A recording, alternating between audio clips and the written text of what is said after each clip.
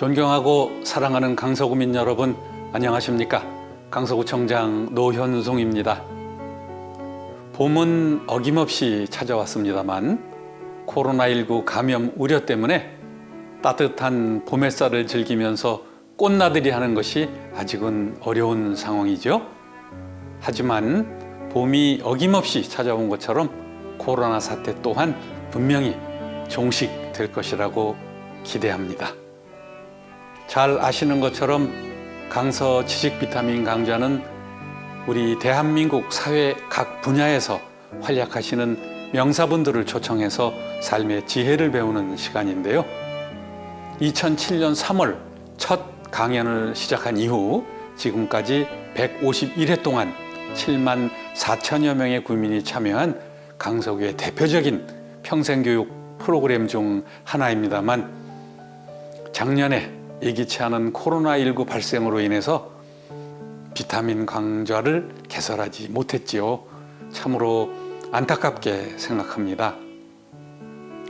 오랜 기간 많은 사랑을 받아온 만큼 사회적 거리두기 상황 하에서 뵙지 못하는 것이 아쉽고 안타까워서 금년에는 온라인으로 기획하게 됐습니다. 이번 온라인 강좌는 훌륭한 강사진의 열정적인 강연과 함께 강사님께서 궁금한 사항을 사전에 미리 질문을 받아서 강연 시간에 답변 드릴 수 있도록 함으로써 온라인의 단점을 보완해서 준비했습니다. 그리고 한편으로는 직장이나 육아 때문에 비타민 강좌에 참여하지 못하셨던 분들도 시간과 장소에 구애됨이 없이 들을 수 있어서 뜻깊은 시간이 될 것이라 기대하고 있습니다. 14년이 넘게 이어온 비타민 강좌가 구민 여러분의 삶에 자양분이 되고 유익한 시간이 되도록 앞으로도 좋은 강좌로 이어가겠습니다. 우리 구민 여러분의 많은 관심과 참여를 바랍니다. 감사합니다.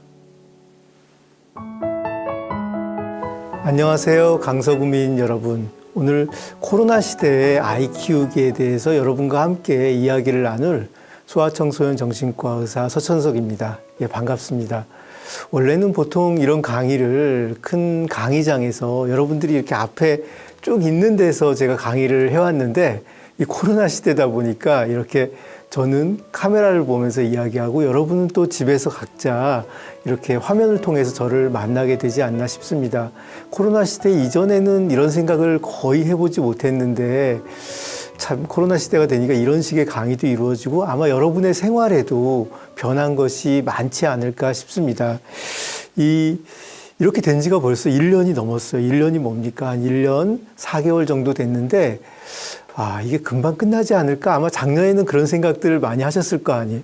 한 두 달 정도 지나면 끝나지 않을까? 한 달만 버티면 보통 그때 2주씩 또는 4주씩 이렇게 방역 수칙이 연장이 됐잖아요. 그러니까 2주 뒤엔 좋아지지 않을까? 4주 뒤엔 좋아지지 않을까 했는데 이게 벌써 1년이 됐습니다.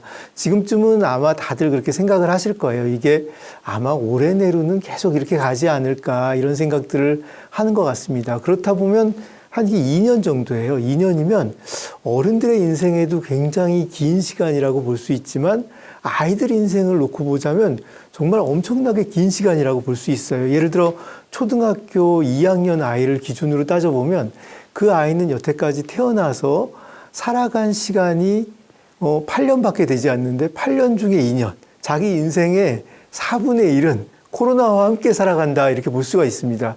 코로나 시대에 마스크를 쓴 채로 자기 인생의 4분의 1을 산 거죠. 굉장히 이 아이의 인생에는 이것이 중요한 영향을 미치지 않을 수 없다고 생각이 듭니다. 저는 이 위기가 닥치니까 사람은 그렇거든요. 이 위기가 닥쳐야지 그 사람의 진짜 실력을 알 수 있거든요.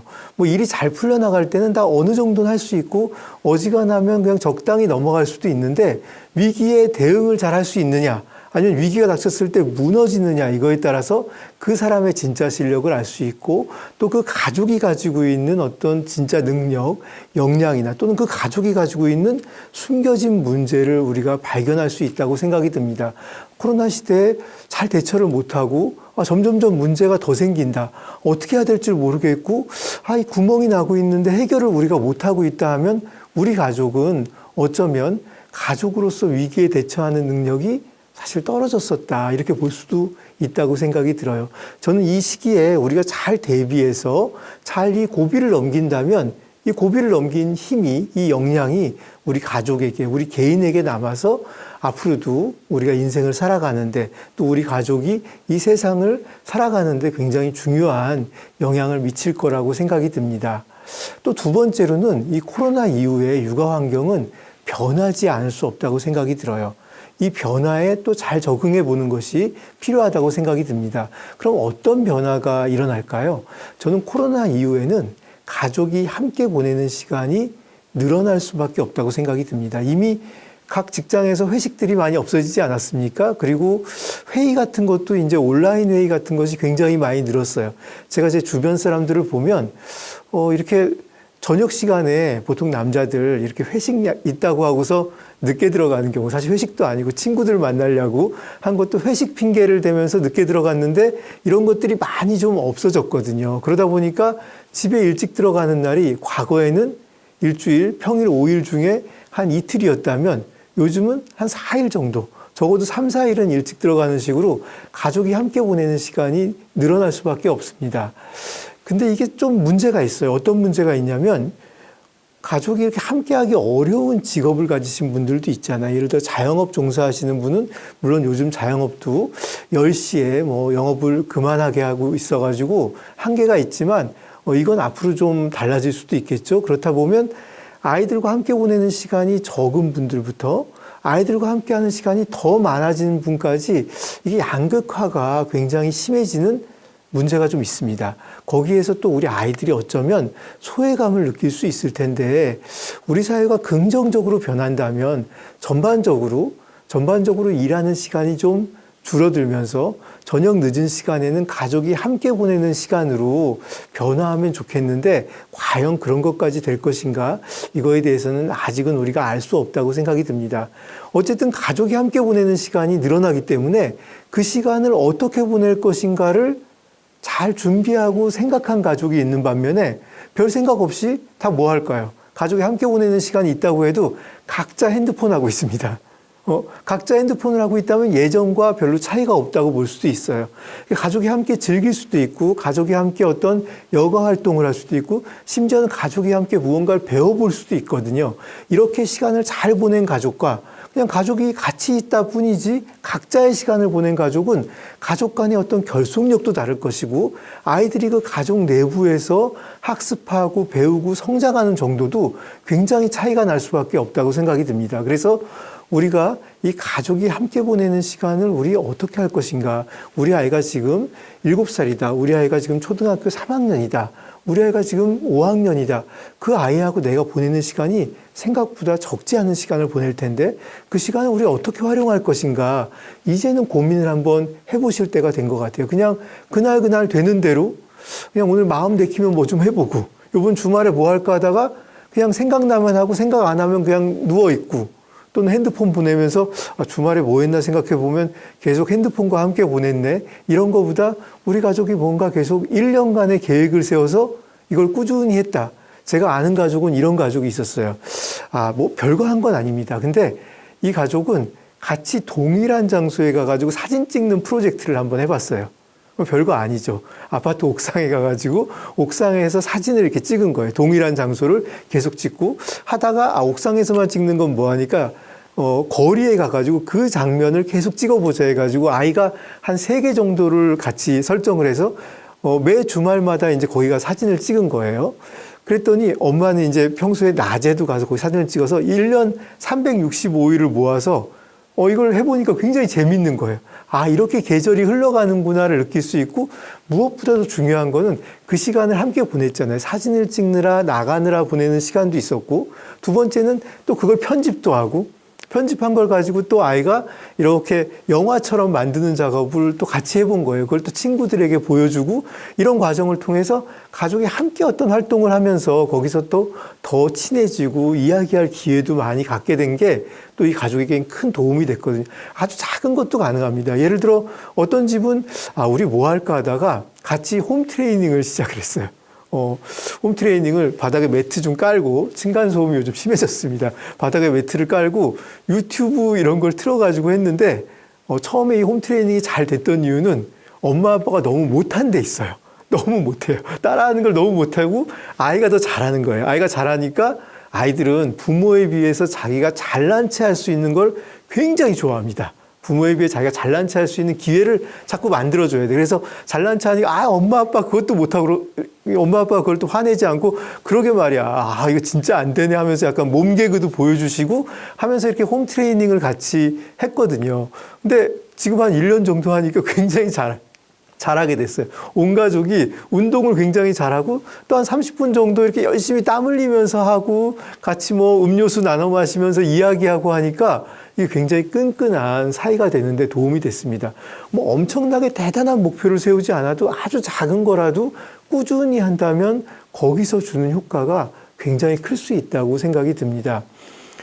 자, 두 번째로는 이 코로나 이후에 온라인 공간이 굉장히 중요할 수밖에 없어요. 온라인이 일상으로 들어오는 침투가 예전에는 뭐 핸드폰도 좀 못하게 하고 컴퓨터 되도록 못 쓰게 하고 이런 거 많이 하지 않았습니까? 아이들한테. 이제 못하게 하고 못 쓰게 하는 거는 사실 어려워졌어요. 애들이 그걸로 수업도 계속 듣고 수업 듣다 보면 아무래도 쉬는 시간에 뭐 하겠어요. 거기서 접촉을 할 가능성이 많고 우리 아이는 덜 한다고 그래도 우리 아이 친구는 어떨까요? 또 친구는 많이 합니다. 친구는 많이 하는데 너만 하지 말라고 하면 우리 아이가 소외될 가능성이 많이 있겠죠. 요즘 아이들의 문화라는 게 이런 식이에요. 부모님들은 사실 생각하기도 어려운 문화인데 제가 이건 사실 좀 시작된 지는 오래됐는데 한 10년 전부터도 이런 문화는 있었어요. 애들이 이제 메이플 스토리라고 한 10년 전에 꽤 유행하고 지금도 꽤 알려진 게임이 있어요. 메이플 스토리를 하면서 메이플 스토리에서 너 도대체 뭘 하냐 하고 물어봤더니 그냥 거기서 애들하고 놀아요 그러더라고요. 거기서 뭐 몬스터도 잡고 아이템도 얻으러 다니는데 몬스터 잡고 아이템 얻으러 다니는 것도 하지만 아이들이 그렇게 애매한 공터에 모여서 서로 잡담을 하고 있어요. 마치 우리가 놀이터에서 옛날에 모여서 잡담하듯이 온라인 공간에서 모여가지고 서로 잡담을 하는 거예요. 그러니까 사실 이 오프라인 공간에서 온라인 공간으로 이동했다 뿐이지 애들이 하는 짓은 비슷한 겁니다. 그러다가 또 어떤 애는 또 몬스터 잡으러 갔다 오고 그럼 그 사이에 딴 애들은 모여서 얘기하다가 한 명이 돌아오면 또 딴 애가 가기도 하고 이런 온라인 공간에서 놀이가 또는 교류가 아이들 간의 어떤 대화가 이루어지는 것이 자연스러워졌습니다. 요즘은 혹시 여러분들 디스코드라고 아시는지 모르겠어요. 아이들한테 물어보면 거의 다 알 거예요. 디스코드는 말로 채팅을 하는 겁니다. 애들 보면 이 게임하면서 굉장히 시끄러워요. 헤드셋 다 하나씩 하고 뭘 되게 말하는데 저게 도대체 무슨 말 하나. 물론 게임 자체에서 말을 하면서 할 수밖에 없는 것도 있지만 말을 별로 할 필요가 없는 게임도 아이들이 디스코드를 해놓고 게임하는 경우가 많은데 거기서 디스코드로 얘기하는 내용을 들어보면 이게 꼭 게임 얘기만 하는 게 아니에요. 딴 얘기를 모여서 하고 있습니다. 그러니까 아이들이 만나서 얘기하는 게 아니라 온라인상에서 얘기하는데 얘기하는 내용은 어떻게 보면 그냥 우리가 일상에서 얘기하는 거하고 비슷하게 얘기를 하고 있다고 볼 수가 있어요. 어찌 보면 아이들의 어떤 놀이 문화가 전면적으로 변화하고 있는 시점이 아닌가 이런 생각이 들고 SNS든 유튜브든 아이들이 굉장히 접촉이 빨라질 수밖에 없죠. 그러면 이거를 어떻게 아이가 이용하느냐 또 이 온라인에는 좋은 점도 있지만 위험성도 분명히 그 안에 숨어 있어요. 그러면 그거를 어떻게 이용하는지 부모가 함께 아이들하고 온라인을 이용해보고 좋은 것과 나쁜 것을 알려주고 위험성을 미리 차단해주고 또 아이한테 설명해주고 이런 과정을 함께 하지 않으면 아이들이 그걸 어디 가서 배울까요? 뭐 대충 친구들한테 배우겠죠. 친구들한테 많이, 물론 부모가 가르쳐도 친구들한테 많이 배웁니다. 친구들한테 배우고 또 그 속에서 만나는 사람들한테 배우는데 그러다 보면 잘못된 것에 또 영향을 받을 확률이 좀 더 높을 수 있겠죠. 우리 옛날 그런 말 있잖아요. 술 처음 배울 때 부모한테, 어른들한테 배우는 게 좀 낫다. 이런 말 하지 않습니까? 이 온라인 공간에 들어가는 것도 부모에게 먼저 배우는 것이 좋고, 아이들이 어렸을 때는 아이들의 온라인 활동을 부모가 함께 같이 거들어서 해주는 것이 꼭 필요합니다. 그걸 하지 않고 그냥 아이한테 온라인은 그냥 네가 알아서 해 하고 했을 때는 온라인이 너무 커졌거든요. 아이의 삶에서 차지하는 비중이 적어도 30%에서 50%까지 커졌는데, 이거는 부모가 나는 저건 모르는 세계야 하면 아이들 세계의 30에서 50%는 우리가 모른 채로 방치하는 거예요. 그럴 수는 없는 거죠. 우리가 아이를 어딘가 보낼 때 난 거기 뭐 어떤 곳인지도 모르고 뭐 관심도 없는데 너 일단 가 이러지 않잖아요. 알아보고 꼼꼼히 따져보고 또 거기서 무슨 일이 있는지 애한테 물어보고 이러잖아요. 근데 부모님들이 온라인 공간에 넣을 때는 전혀 그러지 않습니다. 그냥 거기서 그거 되도록 하지 마. 또 하고 있니? 하고 야단만 친 다음에 여기서 뭘 하고 있는지 아이와 대화를 나누는 거는 거의 없어요. 요것이 지금 제가 보기에는 앞으로 5년 내에는 온라인 공간을 부모들이 좀 익숙하게 해서 온라인 공간을 어떻게 활용하게 하느냐에 대한 뉴 미디어에 대한 부모 교육이 앞으로 5년 동안은 굉장히 활발하게 이루어져야지 우리 아이들을 제대로 잘 이끌어줄 수 있을 거다. 저는 이렇게 생각이 듭니다. 자, 이 시간이 금세 끝나지 않습니다, 여러분. 일단 올해도 꽤 남았죠. 올해도 9달이나 남았고, 작년에 제가 어디 강연을 이제 이 코로나에 대해서 강의를 하면, 선생님 금방 끝나겠죠. 작년에 제가 강의할 때 한 4월 달에 강의 요청이 와서, 코로나 시대의 육아를 강의해야 된다. 그랬더니 그 강의 담당하신 분이, 선생님 코로나 시대 육아 뭐 금방 끝나는데 그거 뭐 하러 합니까? 그렇게 하신 분이 정말 많았어요. 그래서 그게 아니다. 지금은 이게 제일 중요하다 해도 그냥 보편타당한 걸 해주세요. 그냥 언제나 적용할 수 있는 거. 코로나는 뭐 여름에도 끝나고 그럴 텐데 그거 해봤자 부모님들이 별로 관심도 없고 안 들을 겁니다. 이 시기가 금방 끝날 거라고 생각하신 분들 다들 지금 후회하고 있을지도 모릅니다. 우리가 어떤 문제가 생기고 어려움이 닥치면 인간은 본능적으로 부정하려고 그래요. 아니야. 이럴 수 없어. 이건 아닐 거야. 이건 금방 사라질 거야. 끝날 거야. 꿈에서 깨듯이 사라질 거야. 이러는데 그러지 않습니다.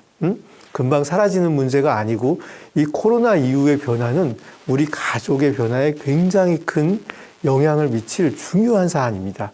역사책에 나올 사안이에요, 여러분. 역사책에 나오고 우리 인생을, 우리 문화를 상당히 바꿀 수 있기 때문에 이거를 정확히 이해하고 대비해야 되고 우리 가족 전체가 이 새로운 변화에 어떻게 대처할 것인지 고민해야 될 부분이라고 생각이 듭니다. 제가 오늘 여러분들하고 이 코로나 시대에 부모들이 생각해 볼 만한 거를 한 10가지를 정리해 봤어요. 물론 코로나 시대가 아니어도 중요한 부분들입니다. 하지만 코로나가 있기 때문에 더 중요한 부분 10가지를 한번 정리해 봤습니다. 육아 10계명이라고 이름을 붙여봤는데 하나씩 한번 보겠습니다.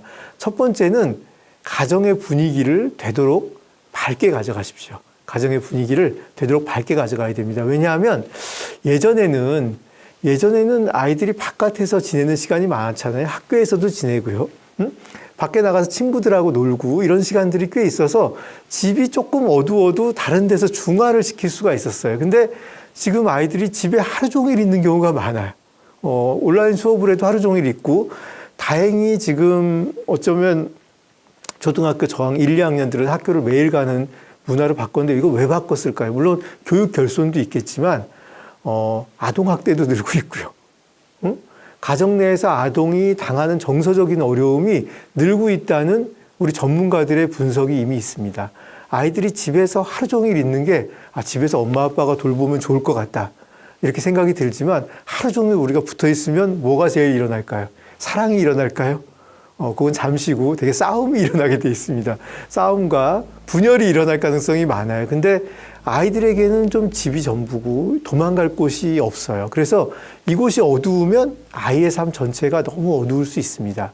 그래서 코로나 시대에는 좀 밝아야 돼요. 예를 들어 부모한테 야단을 맞아도 애는 좀 있으면 잊어버리고 밝아야지 애들이 살아가거든요. 부모님들은 그것 때문에 속 터지죠. 아까 야단 맞고 저거 웃고 있네. 이거 속 터지는데 애들이 그 맛에 삽니다. 애들은 그 맛에 살지. 부모한테 욕먹은 거 기억하면 부모가 얼마나 많이 애들을 야단치는지 아십니까? 이런 연구가 있어요. 아이한테 잔소리를 들을 때마다 버튼을 누르라고. 그래서 기록한 일주일 동안 기록하고서 이 평균을 내보니까 평균 32번의 잔소리를 들어요, 하루에. 하루에만 32번에. 비코로나 시대에 조사한 거예요. 코로나 시대에는 한 60번일 수도 있습니다. 32번의 잔소리를, 여러분 한번 직장에서 32번의 잔소리를 듣고 직장 생활을 하면, 아, 이 회사 계속 다녀야 될까? 이런 생각할 수 있어요. 누가 날 따라다니면 32번 잔소리를 한다고 해보세요. 물론 다 올바른 말이고 가르쳐야 될 말이지만 괴로운 건 사실입니다. 애들은 그거 빨리빨리 잊고 특히 안 좋은 소리 한 거. 여러분이 한 소리 한번 일주일간 한 소리를 한번 생각해 보십시오. 아, 물론 안 그러신 분들도 많겠지만, 아, 내가 너 때문에 진짜 미친다, 미쳐. 아, 진짜 왜 이렇게 짜증나게. 아, 진짜. 야, 저리 가, 저리 가. 여러분, 그 얘기를 한번 뒤집어 봅시다. 어머님들이라면, 예를 들어 시어머니가 와가지고 나한테, 야, 너 때문에 미친다. 저리 가, 저리 가. 이런 말 한 번 들으면 시어머니 얼굴 보고 싶습니까? 아마 다음번 명절에 절대 가고 싶지 않은 마음이 들 거예요. 한두 번 들어도 이거 사실 마음에 오래 남아서 이 상처가 되는 이야기들이거든요. 근데 우리 애들 굉장히 많이 듣고 있어요. 다행스럽게 아이들은 빨리 잊어버립니다. 빨리 잊어버리고 빨리 털어버리는 그 성격이 없으면, 그런 특성이 없으면 애들은 다 우울증에 빠져 있을 수밖에 없어요. 여러분이 저거 왜 이렇게 빨리 잊을까 하는 생각이 들지만 그 덕분에 아이들이 그래도 여러분을 계속 사랑하고 또 계속 집에서 같이 살 수 있는 거라고 저는 생각이 듭니다. 어쨌든 이 집이라는 게 너무 오래 있으면서 침울한 분위기가 집에 있으면은 아이들이 굉장히 어두워질 가능성이 많기 때문에 이렇게 함께하는 시간이 많을 때에는 전체적인 분위기는 밝게 가져가야 됩니다. 왠지 우리는 뭔가 세게 말하고 좀 심각하게 말하면 잘 들을 것 같잖아요. 그럼 여러분 한번 뒤집어 보십시오. 여러분의 상사가 늘 세게 말하고 심각하게 말하는 사람이면 굉장히 그 사람 말을 잘 들을까요? 그리고 그 조직이 뭔가 생산적이고 뭔가 잘 풀리는 조직일까요? 별로 그렇지 않습니다. 사람들이 세게 말한다고 잘 듣는 게 아니에요.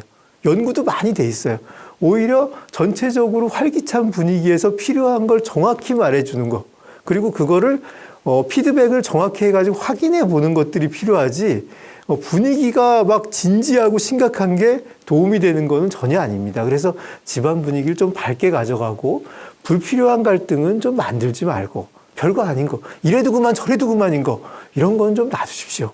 힘들 일은 많으니까 에너지를 아껴서 할 일을 해야 됩니다. 그래서 완벽주의를 버리고 목표를 낮게 잡는 것이 굉장히 중요합니다. 예를 들어 집안 청소 상태가 깨끗해야 된다는 부모의 어떤 강박이 있어요. 그러면 굉장히 힘듭니다. 나는 좀 정리가 돼야 된다. 물론 그분 성격이니까 그분 성격을 또 존중을 하지만 육아는 힘들어지고 아이와의 관계에는 문제가 생길 수 있고 아이도 그 괴로움을 느낄 수밖에 없어요. 자칫하면 나이 들수록 집 밖으로 돌게 됩니다. 왜냐하면 내가 집에서 하다 보면 어지러워지는데 우리 엄마는 내가 어지럽히면 항상 뭐라고 한다는 거예요. 안 들어가는 게 최고구나. 이렇게 생각할 수밖에 없겠죠. 이 청소 상태를 애 키우는 집은 약간 어수선할 수밖에 없어요. 이거에 대한 목표치를 낮게 잡아야 됩니다. 예를 들어 이런 분들 있죠. 야, 장난감 한 개 놀면 집어넣어 놓고 꺼내 놀아. 책 보면 아까 보던 건 넣고 새로 봐. 근데 사실 초등학교 3, 4학년 이전의 아이들은 그런 활동이 부자연스럽고 그렇게 하는 게 부자연스러울 뿐만 아니라 해롭습니다. 해로워요. 정확히 말씀드리는 거예요.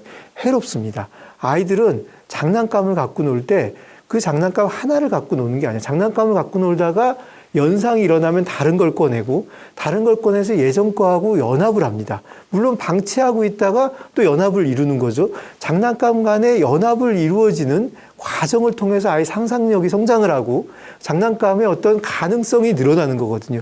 예를 들어 공룡 갖고 이렇게 놀다가 갑자기 저쪽과 자동차를 갖고 놀다가 자동차 있는데 공룡이 들어오는 어떤 상상이 이루어지는 거죠.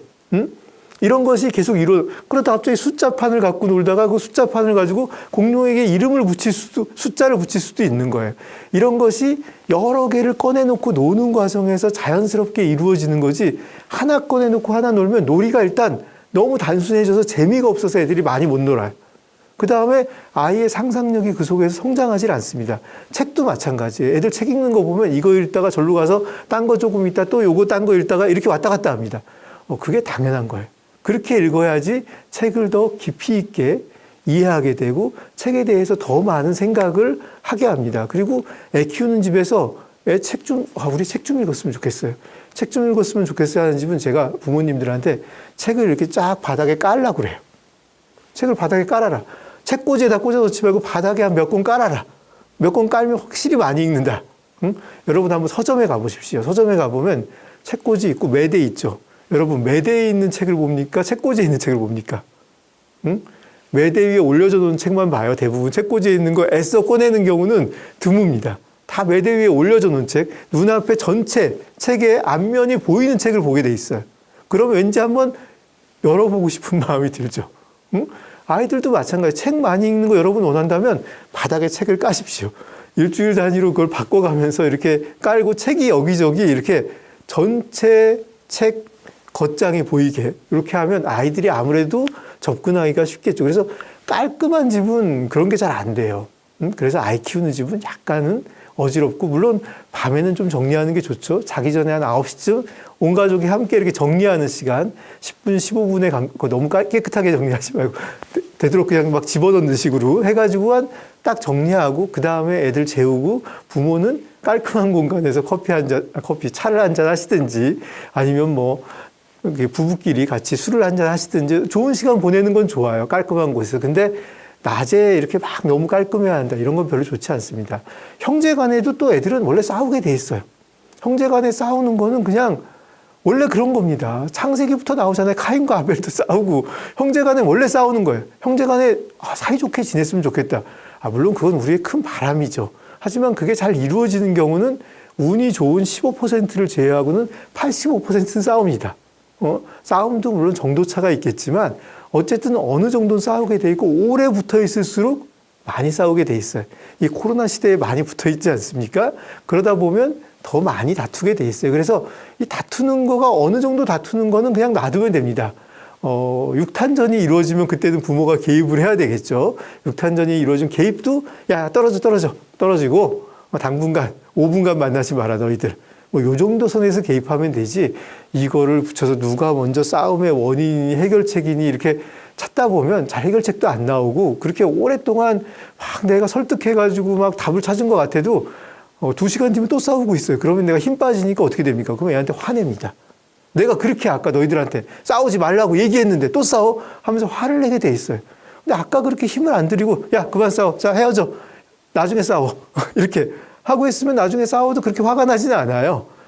내 에너지를 좀 아끼는 거죠. 원래 싸우게 돼 있다 생각하는, 원래 약간 시끄럽기 마련이고, 쟤는 왜 이렇게 자꾸 입으로 소리를 내면서 뭘 하는지 모르겠다. 원래 그런 겁니다. 응? 여러분이 그 소리를 듣기 싫으면 이어폰을 꽂으세요. 응? 또는 요즘 소음 제거 헤드폰 이런 거 좋은 거 많습니다. 저는 집에 있을 때, 아이들 어렸을 때는 소음 제거 이어폰을 많이 썼어요. 왜냐하면 애들 소리를 다 듣고 있으면 피곤할 수 있거든요. 때로는 좀 안 들어주는 것이 좋아요. 그래서 그런 걸 하면서 또 나는 나의 세계에 또 몰입해 있고, 또 아이들은 또 아이들 나름으로 좀 소리 내고 떠들면서 놀 수 있고, 이런 게 더 나을 수가 있겠죠. 그래서 어느 정도의 불안정성, 어느 정도의 소음, 어느 정도의 어지러움, 이거는 그냥 이해하고 말을 안 하는 게 제일 좋다, 이렇게 생각이 들고요. 아이한테 말을 할 때 부정적인 말보다는 좀 긍정적인 말을 사용한다. 그게 잘못을 지적하지 말라는 게 아니에요. 예를 들어, 야, 물 따를 때 똑바로 따라야지 신경 쓰고, 이렇게 말을 해요. 신경 쓰고, 이렇게 말을 약간 짜증내듯 말하는 거죠. 야, 물 한번 다시 따라봐. 잘 따랐어. 한번 버리고 와봐. 다시 따라봐. 그렇게 한번 잘하네? 이렇게 하고, 우리가 아이한테 정확하게 제대로 하는 방법을 그냥 말해주면 됩니다. 이렇게 하라고 말을 해주세요. 이렇게 하라고 말해주는 게 아까처럼은 하지 말라는 거하고 똑같은 뜻이에요. 응? 아까처럼은 하지 말라는 거하고 똑같은 의미입니다. 그러니까 아이한테 올바른 행동이 뭔지 그냥 말해주면 됩니다. 잘못된 행동, 너 또 그래? 너 언제까지 그럴 거야? 응? 아빠하고 똑같아. 뭐 이런 식으로 얘기하지 마시고, 아이한테 이렇게 해봐. 야, 이거 쉽지 않지. 자꾸 까먹지. 근데 엄마가 생각날 때마다 말해줄게. 이렇게 해봐. 이게 더 좋아. 응? 근데 익숙하지가 않아, 이게. 그래서 좀 어렵지. 근데 이렇게 해봐. 응? 이런 식으로 아이한테 긍정적인 대체 행동을 할 수 있도록 이끌어주는 것이 훨씬 좋고, 두 번째는 여기 제가 진행 방향으로 대화하기 기술이라고 써놨는데, 요거 제가 붙인 이름인데, 이게 뭐냐면 아이한테 얘기를 할 때 이런 식으로 얘기하면 좋습니다. 예를 들어 아이가 공부를 해야 돼요. 공부를 해야 되는데 책상에 앉아 계속 딴짓을 하고 있었어요. 딴짓을 하고 있을 수 있죠. 딴짓을 하고 있으면, 야, 너 책상에 앉아서 지금 몇 분째 딴짓하는 거야? 앉아있으면 뭐해, 공부를 해야지. 이렇게 얘기를 하지 말고, 아이가 책상에 앉아있으면, 야, 공부하려고 앉은 거야? 이제 시작만 하면 되겠네, 시작! 이렇게 얘기하는 게 좋다는 겁니다. 아이가 무언가 하고 있으면은 그 다음 행동, 내가 기대하는 행동이 있지 않겠습니까? 내가 기대하는 행동 쪽으로 얘기를 하면 됩니다. 아이가 준비를 하는데 준비를 대충 하다가 딴짓을 하고 있어요. 또는 준비를 빨리 안 하고 있어요. 그러면 제가 그걸 보면서, 야, 준비 빨리 해야지. 뭐 하는 거야? 늑장 부리고. 이렇게 얘기할 수 있겠지만, 양말까지는 신었네. 아, 이제 옷 입으면 되겠다. 자, 옷 엄마 갖다 줘. 이런 식으로 얘기하면 됩니다. 응? 다음 방향, 다음 행동, 내가 기대하는 거를 얘기하는 것이 제일 괜찮아요. 응? 책상에 앉으면, 이제 공부 시작하면 되겠네. 그 다음에 애가 이렇게 서성대고 있어요. 책상에도 안 앉고. 이제 책상 앉으려고 서성대고 있는 거야? 책상 찾고 있는 거야? 책상이 눈에 가끔은 안 보여. 앉기가 싫거든? 저기가 책상이야. 이렇게, 책상에 가서 앉아보면 그때부터 좀 하게 될 거야. 이런 식으로 다음 행동으로 바로 이끌어 주도록 진행 방향으로 한번 여러분 대화를 해보십시오. 이게 인간이 이런 습관이 없거든요, 여러분. 이게 잘 안 됩니다. 우리는 잘못을 지적하는데 특화돼 있어요. 인간 종족은. 특히 남의 잘못을 지적하는 거에는 굉장히 우리가 그 기능이 좋습니다. 그래서 일단 잘못부터 말하게 돼 있는데 요거를 빨리 버리시는 게 좋습니다. 아이가 어릴 때일수록 빨리 버려보세요. 대화의 기술인데 요거 몸에 배면 나중에는 계속 이렇게 대화할 수 있습니다. 아이한테 다음 행동을 이끌 식으로 대화하는 거, 이런 것이 굉장히 아이가 그 행동을 하도록 이끕니다.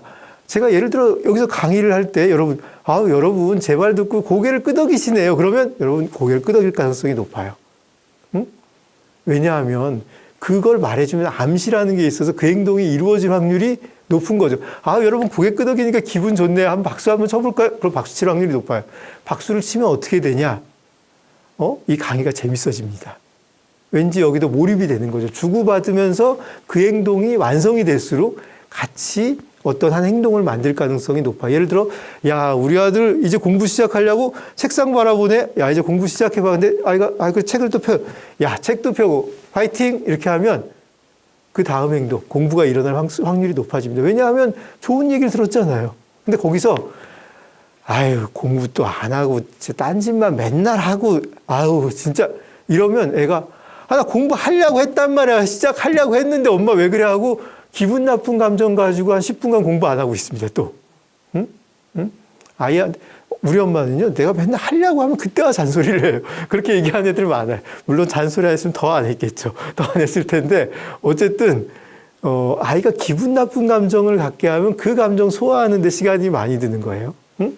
그런 감정 안 생기게 하는 게 훨씬 우리가 원하는 목표를 이루는데 상당히 도움이 됩니다. 그래서 이게 좀 나쁜 언어 습관이거든요. 이 언어 습관을 여러분 한번 꼭 코로나 시대에 한번 고쳐보세요. 그러면 이거 두고두고 굉장히 오랫동안 써먹고 심지어 회사 같은 데서도 이런 거 잘하면 좋은 상사, 괜찮은 사람, 이런 평가를 여러분이 받을 수가 있습니다. 자, 두 번째는 즐거운 일을 같이 함께 해야 됩니다. 가족은 재밌는 일을 같이 해야지 친해집니다. 가족이 아니라 다른 사람도 그렇죠.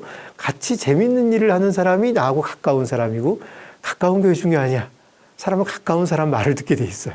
가까운 사람의 영향을 받고, 애들은 올바른 걸 따르지 않습니다. 제가 참 강의 갈 때마다 여러분들에게 많이 얘기했는데, 아이들은 옳고 그른 것을 따져서 올바른 걸 따르지 않아요. 나와 가까운 사람이 하라는 거 합니다. 그러니까 저기 소말리아에 가면 아이들이 총도 쏘고 그러는 겁니다. 왜냐하면 내가 가까운 사람, 나에게 밥을 주는 사람이 그렇게 하도록 하면 애들은 그 영향을 받는 거죠. 여러분 말을 애들이 잘 듣게 하고 싶으면 여러분과 가까워지면 됩니다. 여러분과 가깝고 여러분에게 친밀감을 느끼면 아이들은 본능적으로 그걸 좀 따라가게 돼 있어요. 여러분 주변에 여러분이 심리적으로 가깝게 느끼는 사람, 되게 좋게 느끼는 사람 행동을 여러분도 잘 보면 따라가고 있을 가능성이 많이 있어요. 그래서 좋아하는 사람을 만들면 그 사람을 따라할 가능성이 되게 높지 않습니까? 근데 어떻게 좋아하게 될까요? 어떻게 가까워질까요? 재밌는 일 하는 게 최고죠. 애들은 재밌는 일이 굉장히 중요합니다. 육아에서 그래서 저는 저 같은 사람이 이런 육아 강의 하는 것보다 유머 강의가 도움될 수도 있어요. 어떻게 보면 부모님들이 좀 재밌게 말하고 재밌게 상황을 이끄는 거 이런 게 어쩌면 육아에는 더 필수적인 게 되지 않을까 하는 생각이 들어요. 이 코로나 시대에 제가 작년부터 부모님들에게 가족이 함께하는 즐거운 시간을 최소 주 2회를 만들어 봐라. 주 2회 딱 시간 배치를 하는 거예요. 함께 영화 보기도 괜찮겠죠. 함께 뭐 어떤 집은 제가 이제 그렇게 하니까 쭉 이제 보면 이 애들이 좋아하는 거죠. 어떻게 보면 아이들이 어리니까 쭉 그동안 나온 유명 애니메이션을 쭉 다 훑은 집이 있어요. 물론 다 보고 세 번을 이제 같이 보고 나중엔 그걸 또 뭐 영어로도 보고 막 이렇게 하고 있더라고요. 모든 애니메이션 유명한 건 다 본 집도 있고 어떤 집은 모든 슈퍼히어로 시리즈를 같이 이렇게 본 집도 있고 응? 어떻게 보면 그동안 좀 보지 못했던 걸 갖다 가족이 이렇게 함께 보다 보면 또 할 얘기가 있어요. 또 그 얘기가 있잖아요. 뭔가 같이 이야기 나눌 소재가 되는 거죠. 소재가 되고 또 그러면 또 우리가 그냥 그걸 보는 것보다 또 거기서 아이를 통해 배우는 것도 있고 아 우리 애는 또 저런 걸 좋아하는구나. 저기서 반응하는구나라는 걸 느낄 수 있고 또 우리가 아이한테 뭔가 새로운 지식이든 지혜든 전달할 수 있는 여지가 뭔가 같이 활동을 해야 있지. 내 머릿속에 있다가 생각 많이 하고 있다가 야 여기 좀 앉아봐. 아빠가 얘기 좀 해줄게. 이게 제일 짜증나는 일이죠. 제일 짜증나는 일. 불러다 놓고 앞에 앉아놓고 얘기하는 거. 별로 도움이 안 됩니다. 조선시대도 도움이 안 됐어요. 응? 제가 그 조선시대 부모들이 아이들 양육하면서 쓴 글들이 있어요. 그 글들을 모아놓은 책이 있는데 그걸 보니까 아이가 내 앞에 앉아놓고 얘기를 아무래도 듣지 않는다. 그런 얘기가 거기에 그때도 써있더라고요. 조선시대에도 안 듣습니다. 그때는 부모의 권위가 하늘 같았는데도 안 듣는데 애가 여러분 앞에 와가지고 이렇게 앉혀놓고 하면 잘 안 듣습니다. 근데 같이 활동을 하는 중에 한두 마디 한 얘기는 들을 가능성이 많이 있죠. 심지어 게임을 같이 하는 것도 괜찮습니다. 뭐 보드게임도 좋지만 컴퓨터 게임을 같이 하는 것도 좋아요. 함께 하면은 거기서 얻는 게 있어요. 로블록스라는 어떤 다양한 게임이 있는 이 플랫폼이 있어요. 여러분 로블록스 꼭 기억하셔야 됩니다. 로블록스 앞으로 상당히 중요한 그 아이들 키울 때 중요한 부분이 될 가능성이 많아요. 아이가 특히 어리다면 이 아이는 언젠가 로블록스 같은 걸 할 가능성이 매우 높기 때문에 여러분도 한번 들어가 보세요. 들어가 보고 그게 어떻게 이루어지는지 알아야지. 아이랑 그런 세계에서 거기 보면 옛날 그 아빠 세대가 좋아할 만한 것들도 있어요. 응? 또 아이들이 좋아할 만한 것 좀 다양해요. 거기서 이렇게 같이 여행을 다니는 거예요. 좀 여행을 다니는 컨셉이 있어요. 그 로블록스는. 뭐 그런 걸 같이 하는 분도 제가 봤고 아니면 동숲 같은 거, 동물의 숲에서 같이 집을 같이 꾸미고 마인크래프트에서 뭘 만들고 이런 걸 아이랑 얼마든지 같이 할 수도 있습니다. 같이 게임을 하는 것도 하나의 방법이에요. 응? 그리고 노래방 같은 것도 노래방 좀 층간소음이 안전한 집에서만 해야 되겠지만 노래방 같은 것도 해볼 수 있죠. 뭐 주말 낮 시간 같은 때 이렇게 뭐 얼마든지 요즘 TV나 앱을 통해서 가능하지 않습니까? 그래가지고 같이 노래방에서 좀 신나게 노래를 부르면 또 좋을 수 있고 같이 요리를 하는 것도 가능하겠고 뭐 이런 식으로 같이 하는 거예요. 또 함께하는 운동도 좋아요. 아까 제가 말씀드린 홈트도 있겠고 그 다음에 같이 자전거를 타고 다닌다든지 이런 함께하는 운동을 즐겁게. 제일 포인트는 뭐냐? 운동하자니까 그럼 애하고 등산을 다녀야겠네요, 선생님. 하고 등산 정상을 잡고 올라가는 이런 짓은 절망 하지 마시고 애가 재밌어 할 만한 수준에서 하십시오. 우리가 하는 목표가 뭡니까? 즐거운 시간 함께 하자는 거잖아요. 즐거운 시간에 목표를 둬야지 갑자기 아빠가 필 받아가지고 이게 인생에 필요한데 이거 고난을 가르쳐 줘야 되는데 어려움 역경을 딛고 하는 거 가르쳐 주려고 그거는 나중에 따로 하시고 요거는 즐거운 시간 만드는 건 별개로 한번 해보십시오. 그리고 아이가 아직 초등학교를 가지 않은 유아라면 1:1 시간이 반드시 필요합니다. 이거는 뭘로도 대체할 수 없어요. 여러분이 1:1로 눈을 마주치고 애 얘기를 듣고 같이 보내는 시간이 꼭 필요합니다. 매일 비슷한 시간에 20분 정도. 뭘 할지는 애가 골라도 되는데 이거를 하셔야 됩니다. 이걸 안 하고 아이를 잘 키울 도리가 없어요. 이건 딴 사람이 대신할 수 있는 게 아니고 결국은 나하고 가장 친밀하고 가까운 사람이 해야지 아이 내면에 안정감이 생깁니다. 응? 아이 내면에 애가 태어나서 사는데 내가 괜찮은 사람이고 내가 세상에서 쓸모가 있고 내가 의미가 있는 존재이고 나는 안전하고 이걸 어떻게 얻겠습니까? 어떤 근거가 없잖아요. 근데 나를 바라보는 엄마, 아빠의 눈빛이 나를 보면 좋아하고, 응? 나랑 함께하면 즐거워하고, 너 때문에 기분 좋다는 그런 식의 느낌이 나한테 전달이 돼요. 거기에서 아이가 자기의 안정감을 얻는 겁니다. 거기서 불안을 이길 수 있는 힘을 얻는 거예요. 응?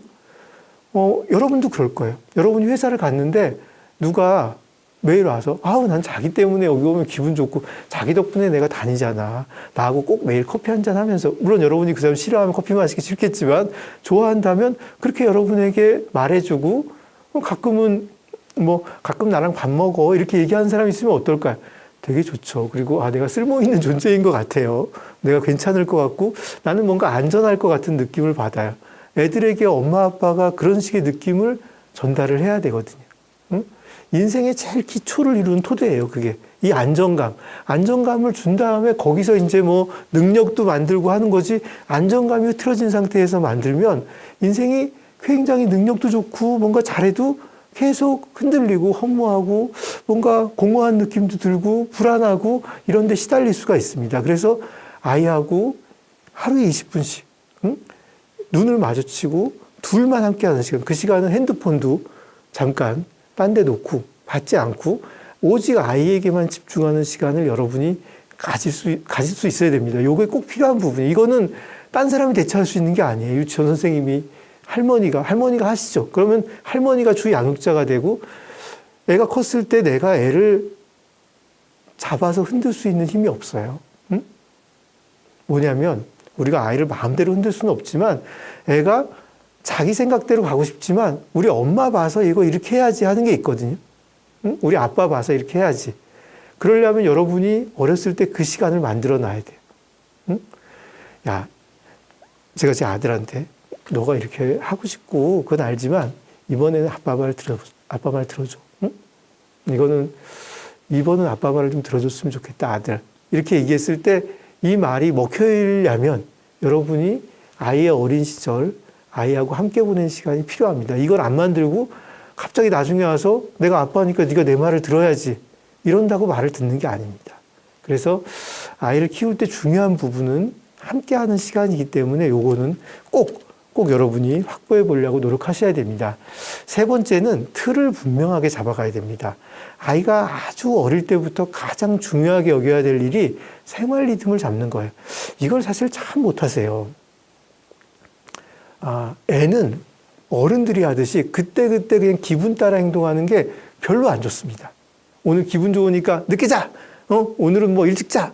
이런 거 안 좋습니다. 애들은 일정한 시간에, 되도록 거의 대부분의 날을 일정한 시간에, 불가피한 날이 가끔 있겠지만 일정한 시간에 자고 일어나도록 하고, 일정한 시간에 밥을 먹고, 일정한 시간에 어떤 활동을 하도록 안정적으로 이끄는 게 굉장히 중요합니다. 그래야 아이가 안정적인 인간이 될 수 있어요. 그리고 갈등이 줄어듭니다. 어릴 때 이걸 확고하게 만들어 놓은 집은 부모하고 애하고 다툼이 적은데 어릴 때 이런 게 잘 형성이 안 돼 있어요. 그러면 계속 잔소리할 일이 많아질 수밖에 없어요. 응? 자, 물론 이런 틀도 망가지는 건 쉽고 회복은 어려워요. 그렇기 때문에 자꾸 이걸 정확한 틀을 잡으려고 노력하고, 여기서는 특히 아이가 어릴 때일수록 양보하지 않으려고 해야 돼요. 물론 아이는 10시에 자러 가고 싶지 않아요. 더 놀고 싶죠. 응? 더 놀고 싶지만 10시엔 자야 되는 거야.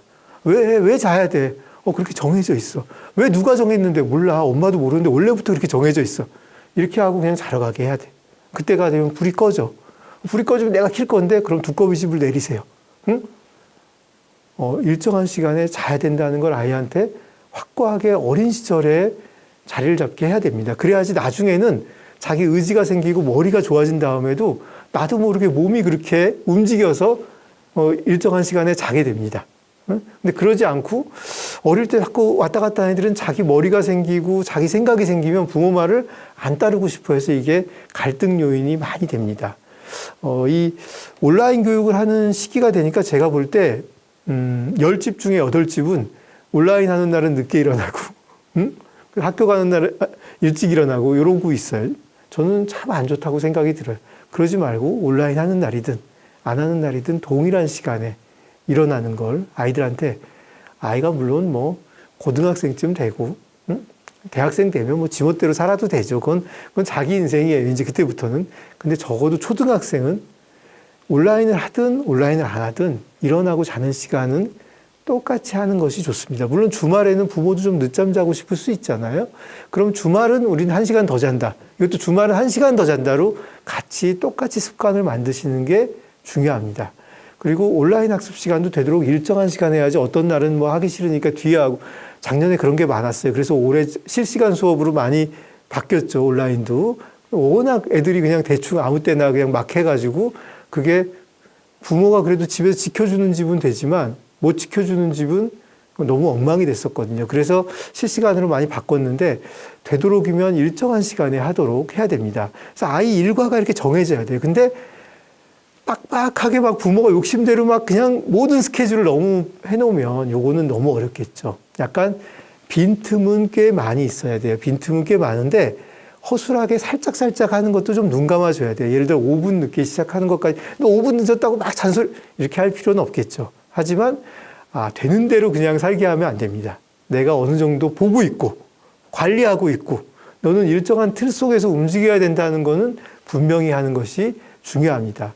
여러분은 정해진 틀을 애들이 굉장히 답답하게 느낄 거라고 생각할지 모르겠지만 생각보다 아이들은 틀이 정해져 있을 때 훨씬 편안하게 생활하고 부모와의 갈등도 줄어듭니다. 물론 애들은 처음엔 그래요. 그럼 맨날 뭐 시키는 대로 하는 건 답답해요. 특히 어렸을 때 틀 안 잡아놓은 애들이 그래요. 근데 하지만 틀을 딱 잡고 살다 보면 이게 편하다는 걸 애들이 알게 됩니다. 우리 군대 되게 답답하고 되게 싫고 짜증나거든요. 하지만 군대에서 이렇게 하는 거는 좀 편안함도 있어요. 하루가 일정하니까, 물론 이상한 거 시키는 부대 말고. 근데 일정하게 돌아가는 스케줄이 우리를 쓸모없는 어떤 에너지 낭비를 없애기 때문에 지나고 나면 이게 편하다는 걸 애들도 느끼게 되는 것 같아요. 자율적으로 자기가 통제하는 능력을 만드는 게 우리 목표겠지만 이건 장기적인 목표고, 지금은 기본적인 통제 능력을 몸에 배게 하는 시간이다. 적어도 초등학교 졸업할 때까지는, 되도록 중학교까지는 아이들이 일정한 틀에서 하루 일과를 보내도록 이거를 좀 철저히 관리하는 것이 필요하다고 생각이 들어요. 자고 일어나는 시간, 식사 시간, 온라인 학습 시간, 그 외의 학습 시간 같은 거, 그리고 놀이 시간도 이렇게 뭐 스크린 타임 같은 거는 정해야 되겠죠. 하루에 스크린 타임은 얼마나 가진다. 스크린 타임이라는 게 뭐 아이가 게임이든 뭐 유튜브든 뭐든 이렇게 핸드폰이나 이걸로 노는 시간을 말하는 겁니다. 노는 시간은 하루 일정한 시간으로 이렇게 활용하도록 해야 되겠죠. 그리고 운동, 가족과의 특별 활동, 이런 게 스케줄이 좀 정해져 있는 게 좋아요. 그냥 되는 대로 그때그때 기분 내키는 대로. 어떤 분 보면 아이하고 되게 활동을 많이 하는데 다 기분 내키는 대로만 활동을 해요. 근데 그거를 애가 피곤해할 수 있다는 생각은 안 하는 것 같아요. 애들도 물론 안 그런 애들이 있어요. 새로운 거 좋아하는 애들도 있어요. 근데 어떤 아이들은 약간 특히 불안이 좀 있는 애들은 새로운 걸 그렇게 좋아하지 않아요. 예측된 걸 좋아합니다. 그런 아이를 키울 때는 딱 틀을 잡아가지고 우리 가족은 요때 운동하고 요때는 놀러 가고 요때는 노래방하고 이렇게 정해져 있어야지 훨씬 아이들이 안정감을 얻을 수 있습니다. 그래서 이런 스케줄 짜기를 한번 여러분이 해보세요. 다만 너무 빡빡하게 다 짜는 게 아니라 빈틈들이 여기저기 있어서, 하지만 그 시간 되면 시작하는 거죠. 예를 들어 4시에는 공부를 시작하는 거야. 한 5시 정도까지 끝내고 그 다음에 6시 반에 밥 먹는 거야. 이 정도죠, 이제. 요런 정도지. 4시부터 4시 반 뭐, 4시 반부터 5시 뭐, 5시부터 5시 반. 이런 건 지켜지지 않죠. 지켜지지 않는 계획을 짜면 계획 자체가 나중에는 힘을 잃게 됩니다. 계획을 여러분이 짰으면 짠 게 중요한 게 아니라 오늘은 그 계획대로 했는지 매일매일 확인해야 돼. 그리고 이게 안 되면 어떻게 하면 되게 할지를 또 고민해가지고 아이랑 얘기를 해서 이게 성공하도록 만들어야 됩니다. 계획을 짜면 계획 가지고 대화를 많이 해서 안 되면 계속 바꿔서라도 이 계획이 실천이 되도록 만들어주는 것이 더 중요합니다. 자, 이 몇 년째 이 건희 은희 아빠가 쓰신 거예요. 몇 년째 양치 옷. 갈아입기, 바르게 앉아 밥 먹기 등 아이랑 반복해서 씨름을 하고 있는데 야단도 치고 달래도 보지만 거의 매일 같은 일로 아이와 대립각을 세우다 보니 아내와 저는 지칠 수밖에 없습니다. 어떻게 해야 할까요? 우리 사전 질문을 받았는데 건희은희 아빠께서 이런 질문을 해주셨어요. 요 질문을 보고 저는 이런 생각이 들었어요. 요 꼼꼼하게 챙기시려는 분은 맞는데 요거를 챙길 때 잔소리 같은 방식이 아니라 아이랑 같이 일정한 시간에 하는 연습을 시켰으면 어떨까 생각이 들어요. 예를 들어 양치했어? 왜 양치 안 해? 이렇게 얘기하는 게 아니라 아까 제가 애들한테 습관을 만들어줄 때는 같이 하는 게 좋아요. 그러면 일정한 시간에 되면 밥을 먹으면 자 우리 같이 양치하러 가자 이렇게 하는 거예요. 응? 같이 양치하러 손잡고 가는 거예요. 손잡고. 그래서 처음에는 그런 거 되게 재미없어 하죠. 뭐가 재밌겠습니까? 사실 인류 역사를 보면 애들이 양치한 건 호모사피엔스 20만 년 역사 중에 최근 30년간 이 닦았어요. 19만 9,970년 동안은 애들이 이를 안 닦고 살았습니다. 이 양치는 우리 유전자에 없어요. 그래서 애들은 양치하는 게 어색합니다. 물론 양치해야죠. 옛날 사람들 다 이 없이 살지 않았습니까? 일찍 죽을 때는 그게 중요하지 않지만 이제 수명도 100세까지 됐는데 이를 잘 관리하는 거는 중요하잖아요. 그래서 양치 습관을 만들어줘야 되는데 이게 말 몇 마디로 되는 건 아닙니다. 처음부터 어릴 때 이 습관을 잘 잡아줘야 되는데 처음엔 좀 재밌게 해야 돼요. 예를 들어 제가 아이들하고 했던 방법이 이거예요. 거품 많이 내기 또는 거품 멀리 뱉기 게임을 해요. 응? 입에 그거 넣고 나서 거품을 최대한 멀리 뱉자고. 항상 포인트, 팁은 뭐냐. 처음에 좀 져줘야 됩니다. 처음부터 내가 이기면 애들이 재미없어 하니까 아이들이 어릴수록 좀 져주면은 흥미진진하게 계속해요. 그래서 거품 내서 거품 멀리 뱉기 게임처럼 양치를 했어요. 그랬더니 밥 먹고 나서 같이 가가지고 하는 거를 여러분 귀찮지만 처음에 아이들이 어릴 땐 같이 그걸 해야 됩니다. 물론 아이가 너무 어릴 땐 여러분이 손으로 이렇게 넣어가지고 하게 되죠. 그때도 처음에 할 때는 여러분 너무 꼼꼼하게 닦지 마세요. 이 꼼꼼하게 닦는 애들이 양치 싫어합니다. 응? 처음에는 이해는 약간 충분하지 않겠지만 처음에는 약간 재미로 살살 톡톡톡톡 건드리면서 이렇게 하고 애들이 너무 싫어하지 않는 정도. 좀 지나면 점점 조금 이렇게 강도를 더해가는 거예요. 그러다 보면 한 달이면 우리가 원하는 목표처럼 확실하게 닦을 수가 있어요. 근데 처음부터 그 교과서대로 꼼꼼하게 닦으려고 애는 막 죽겠다는데 좀만 참어 이러면서 나 혼자 거기에 심하게 심취해서 몰입해가지고 막 닦고 있어요. 그럼 애는 이거 너무 괴로운 기억이다. 그럼 다음날 이거 어떻게 피해볼까 이런 생각밖에 안 하죠. 응? 항상 부모가 처음에 너무 완벽주의를 가지면 이게 힘들어지는 거예요. 응? 처음에는 입 두드리기 게임이라고 있어. 입 벌리면 엄마 입도 좀 두드려봐. 같이 번갈아 두드리는 거죠. 그 다음에 요거 묻혀서 이렇게 살짝 이렇게 문지르기 게임 뭐 이런 식으로 이렇게 살짝 하면 애들은 나중에 다 하게 돼 있어요.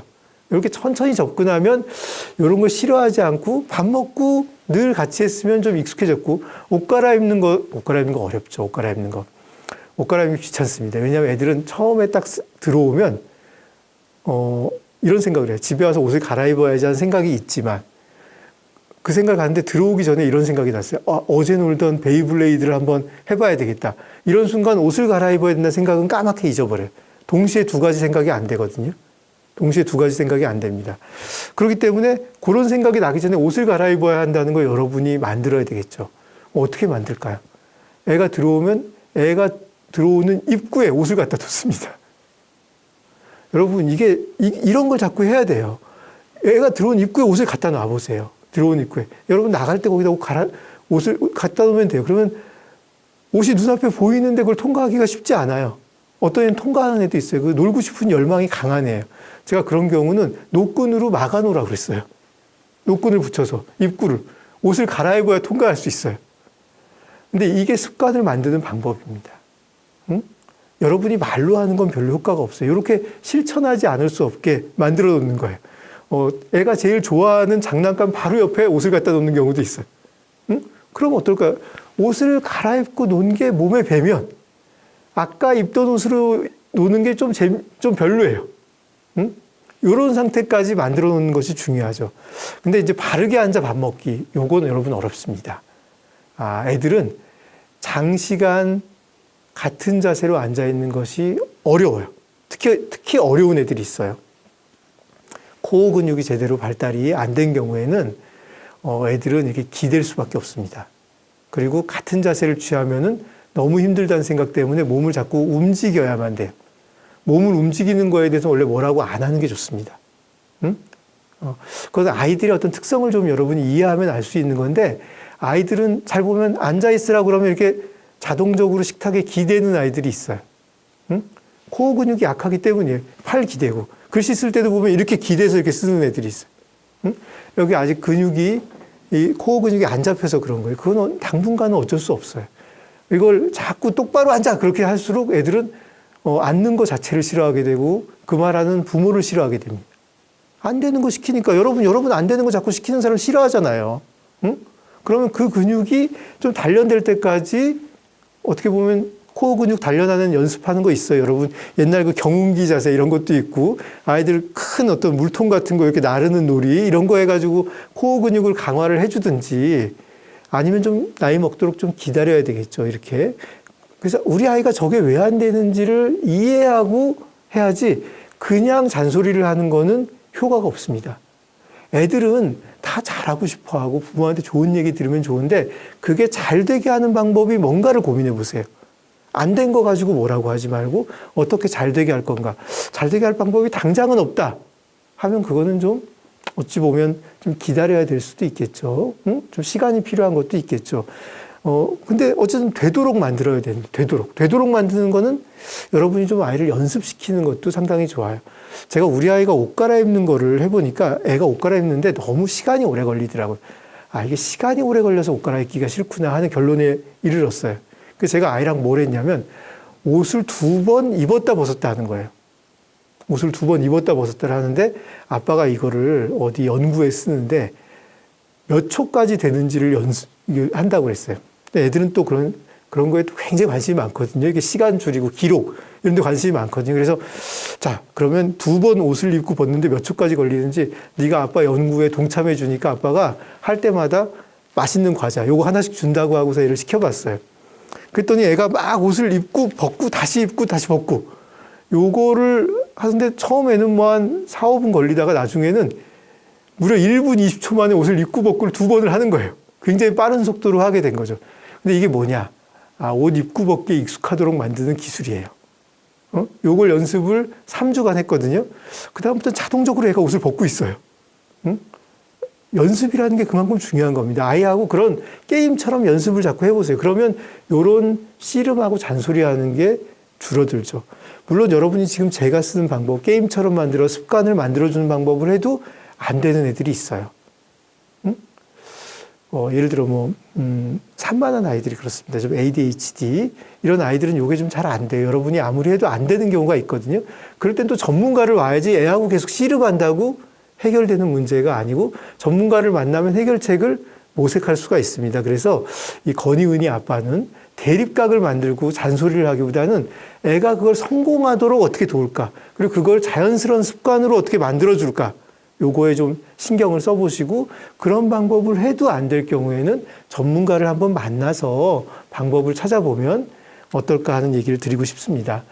자, 4번째로는 이 온라인 환경, 안전한 온라인 환경을 제공해야 되는데 둥이 엄마도 이런 질문을 하셨어요. 아이가 코로나로 온라인 학습을 하다 보니 유튜브와 게임을 예전보다 많이 하고 몰래도 하는데 어떻게 할까요? 이거 참 어쩔 수가 없죠. 어느 정도는 어쩔 수 없는 문제라고 생각이 들어요. 근데 이제 온라인을 어떻게 쓰는지가 식품위생만큼 중요하게 됐습니다. 그래가지고 초등 이하는 아이가 뭘 하는지 잘 알아야 되고 기술적인 차단 도구를 적극적으로 활용하는 게 좋습니다. 여건이 되신다면 사실 집에 여러분이 조금 기술적으로 좀 잘 안다면 예를 들어 제가 핸드폰을 가지고 집에 무선 IP 공유기라는 걸 설치를 하세요. 무선 IP 공유기를 여러분이 설치를 했어요. 무선 IP 공유기를 설치를 하면 내 핸드폰으로 무선 IP 공유기를 조정할 수가 있습니다. 조정을 하면 아이가 지금 유튜브를 못하게 지금은 못하게 하고 1시간 뒤엔 하게 얼마든지 만들 수 있어요. 그런 기능이 IP 공유기에 다 있습니다. 이런 거를 활용하면 굳이 갈등을 만들 필요가 없겠죠. 특정 시간엔 게임을 못하게 하고 하게 하고를 여러분이 마음대로 조절할 수가 있어요. IP 공유기를 통해서. 금방 배울 수 있습니다, 여러분. 좀 관심 가지고 배우면 이런 거 좀 제가 보기에 부모들한테 좀 잘 정리해서 가르쳐주는 교육이 필요해요, 제가 보기에. 이런 거를 해가지고 부모가 기술적인 차단 도구를 잘 활용해가지고 핸드폰에는 여러 가지 앱들이 있죠. 아이들이 뭐 특정 핸드폰 지금 온라인 활용을 할 수 있게도 하고 못하게도 하고 심지어 원격에서도 그거를 제어할 수 있는 그런 것들이 있죠. 그래서 초등학교 때까지는 이런 거를 네가 깔고 핸드폰을 써야 한다고 확실히 얘기를 해야 됩니다. 이거 깐 채로. 나도 이런 거 안 깔았으면 좋겠다고 애들은 바라겠죠. 그건 당연히 애들의 바람이에요. 응? 하지만 그 바람을 우리가 다 들어줄 필요는 없습니다. 아니, 초등학교 때는 이걸 까는 게 원칙이야. 그리고 부모가 이런 거를 깔아서 너가 위험한 데로 가지 않게 돕는 게 올바른 태도라고 얘기를 해야 돼요. 친구는 안 깔았는데 그 집 부모는 좀 이상한 거지. 이렇게 여러분이 얘기를 하고 그 부분에서는 타협하지 말고 기술적인 차단 도구를 적극적으로 활용하는 게 좋습니다. 이게 생각보다 문제가 많이 생깁니다. 제가 좀 이따 얘기를 드릴게요. 그리고 아이랑 온라인을 같이 사용해 봐야 돼요. 예를 들어 유튜브도 여러분 아이랑 같이 유튜브를 여러분이 들어가서 유튜브 속에서 여러 가지 어떻게 활용하는지 뭐가 있는지 유튜브에 가면 이런 것도 있는데 이런 거는 좀 접속을 하지 말아야 된다라든지 이런 거에 대해서 여기 댓글 달고 이런 거는 댓글 단 것도 보고 댓글도 함부로 달면 안 된다든지 이런 거를 여러분이 아이하고 자꾸 그 대화를 하고 우리 아이는 또 어떤 것들을 좋아하는지 그 속에서 한번 아이의 행동 패턴을 이해해 보려고 또 하셔야 돼요. 그래서 아이랑 온라인을 같이 어떻게 사용하냐? 요즘 TV랑 다 연결되지 않습니까?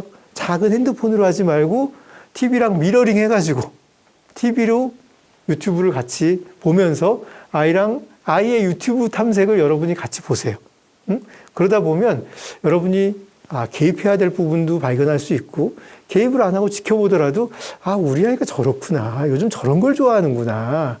요즘 저런 데 관심이 많구나 하는 거를 알 수가 있어요. 그래서 되도록이면 아이한테 폰으로 유튜브를 사용하기보다는 직접 TV나 이런 걸 통해서 유튜브를 사용하도록 특히 어릴 때일수록 그렇게 하는 거 눈이 나빠지니까 폰으로는 하지 말자 이렇게 명분을 걸어서 TV로 주로 사용하게 하고 TV를 틀어놓으면 어떻습니까? 여러분이 오며 가며 좀 보게 되잖아요. 아이 관심사를 알게 돼요. 제가 저런 걸 좋아하고 저런 데서 웃는구나. 저런 걸 보고 빵 터지는구나. 저런 거는 무서워하는구나. 여러분이 그거를 애를 이해하는데 굉장히 큰 도움이 될 수 있으니까 아이하고 같이 한번 해보시고 무엇보다 사실은 제가 볼 때 아이의 온라인 습관이 나쁜 게 아니라 부모의 온라인 습관이 더 나빠요. 되게 부모님들이 더 많이 씁니다.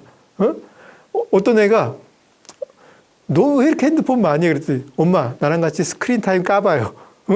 아이폰에 스크린 타임이 나오죠. 엄마가 무려 1.7배 아이에 비해서 1.7배 많이 합니다. 엄마는 일하느라 쓰는 거지. 일하느라 쓴 거 없어요, 사실은. 일하느라 쓴 거 없고, 딴 데 쓴 게 더 많고, 부모가 사실은, 자리에 누워서도 폰 보고, 부모가 어떻게 보면 대화하면서도 폰보다 대화하다 하고, 부모가 이런 거를 어릴 때 보여주면서, 사실 또, 애기 젖 먹이면서도 또 우리 보죠. 또 젖 먹이는 시간 너무 힘들거든요. 그래서 보게 되는데 젖 먹을 때는 애가 그래도 엄마한테 집중하니까 좀 볼 수도 있다고 생각이 들어요. 근데 애가 의식을 가지고 엄마를 쳐다보게 되면서 엄마가 또는 아빠가 어떻게 폰을 사용하는지 다 보고 있습니다. 그거 따라서 하는 거예요. 여러분은 한번 건전하게 핸드폰을 사용하고 있나? 내가 하는 대로 우리 애가 하면 괜찮은 것인가? 한번 돌아보고 한번 여러분이 생각해 보시면 어떨까 싶고 적어도 집에서 온라인 프리 공간, 온라인 프리 시간을 설정해야 돼요. 예를 들어 식탁은 핸드폰이 안 되는 장소다 이렇게 정할 수도 있겠죠. 또 침대는 안 되는 장소다 이렇게 정하면 돼요. 여러분이 정하면 됩니다. 그리고 시간도 같이 밥 먹는 시간, 같이 대화하는 시간, 같이 놀이하는 시간, 그 다음에 같이 산책하는 시간 이때는 안 되는 거다. 그때는 안 되는 걸로 하면 여러분부터 안 해야 되는. 대개는 애가 어기기보다 부모가 먼저 어겨요. 부모가 먼저 어기다가 한 2년 지나면 애가 어기기 시작하죠. 여러분이 그거를 내가 하는 대로 애가 따라 배우니까 한번 잘 생각을 한번 해보십시오. 자, 이 5대 위험 요소라고 제가 정리를 해봤어요. 정말 위험한 것들이죠. 작년에 많이 문제가 됐던 엠번방 같이 아동 성착취형 온라인 활동 지금도 있습니다. 지금도 꽤 있어요. N번방 사건이 심각해졌지만 이게 다 사라진 게 아니고 지금도 있고 N번방 이전에 10년 됐어요, 이게. 그때부터 우리 전문가들은 이거 되게 위험하다. 애들이 온라인에서 어떻게 보면 약간 속아서 위협을 당하고 협박을 당해서 그런 거에 약간 노출되고 있다라는 얘기를 우리가 했거든요. 그 조주빈이란 그 나쁜 놈이 그거를 아주 기업화시켜가지고 해가지고 그게 사건이 됐지. 그전에도 그거보다 수위가 낮은 식의 문제되는 일들이 계속 터지고 있었어요. 저희가 농담 삼아 그랬어요. 여자애들 한 반에 한 명씩 있다. 피해자가. 응? 15명, 14명, 15명에 한 명씩 피해자가 있을 정도니까 굉장히 흔하거든요. 심각한 애들은 한 학년에 한 명 정도지만 수위가 낮은 정도는 꽤 있었고, 이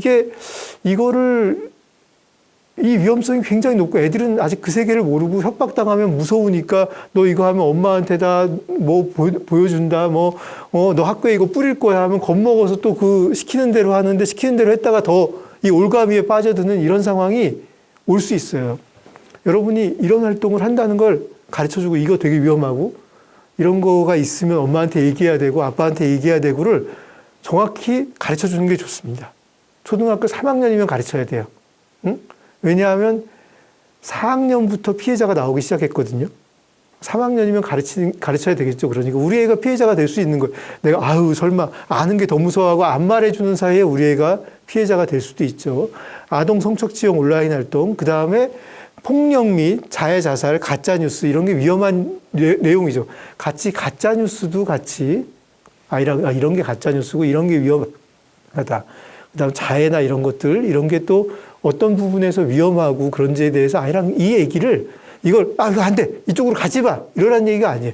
그런 거에 대해서 같이 대화를 나눠야 돼요. 애 생각도 들어보고 애 감정도 들어보면서 같이 얘기하고 이게 어떤 문제인지 남이 쓴 글도 보고 찾아서 보고 같이 애랑 대화를 나눠보고 애가 생각을 할 수 있도록 만들라는 거지 무조건 차단하고 이건 안 돼. 너 이거 하다가 엄마한테 들키면 핸드폰 다 뺏어버릴 거야.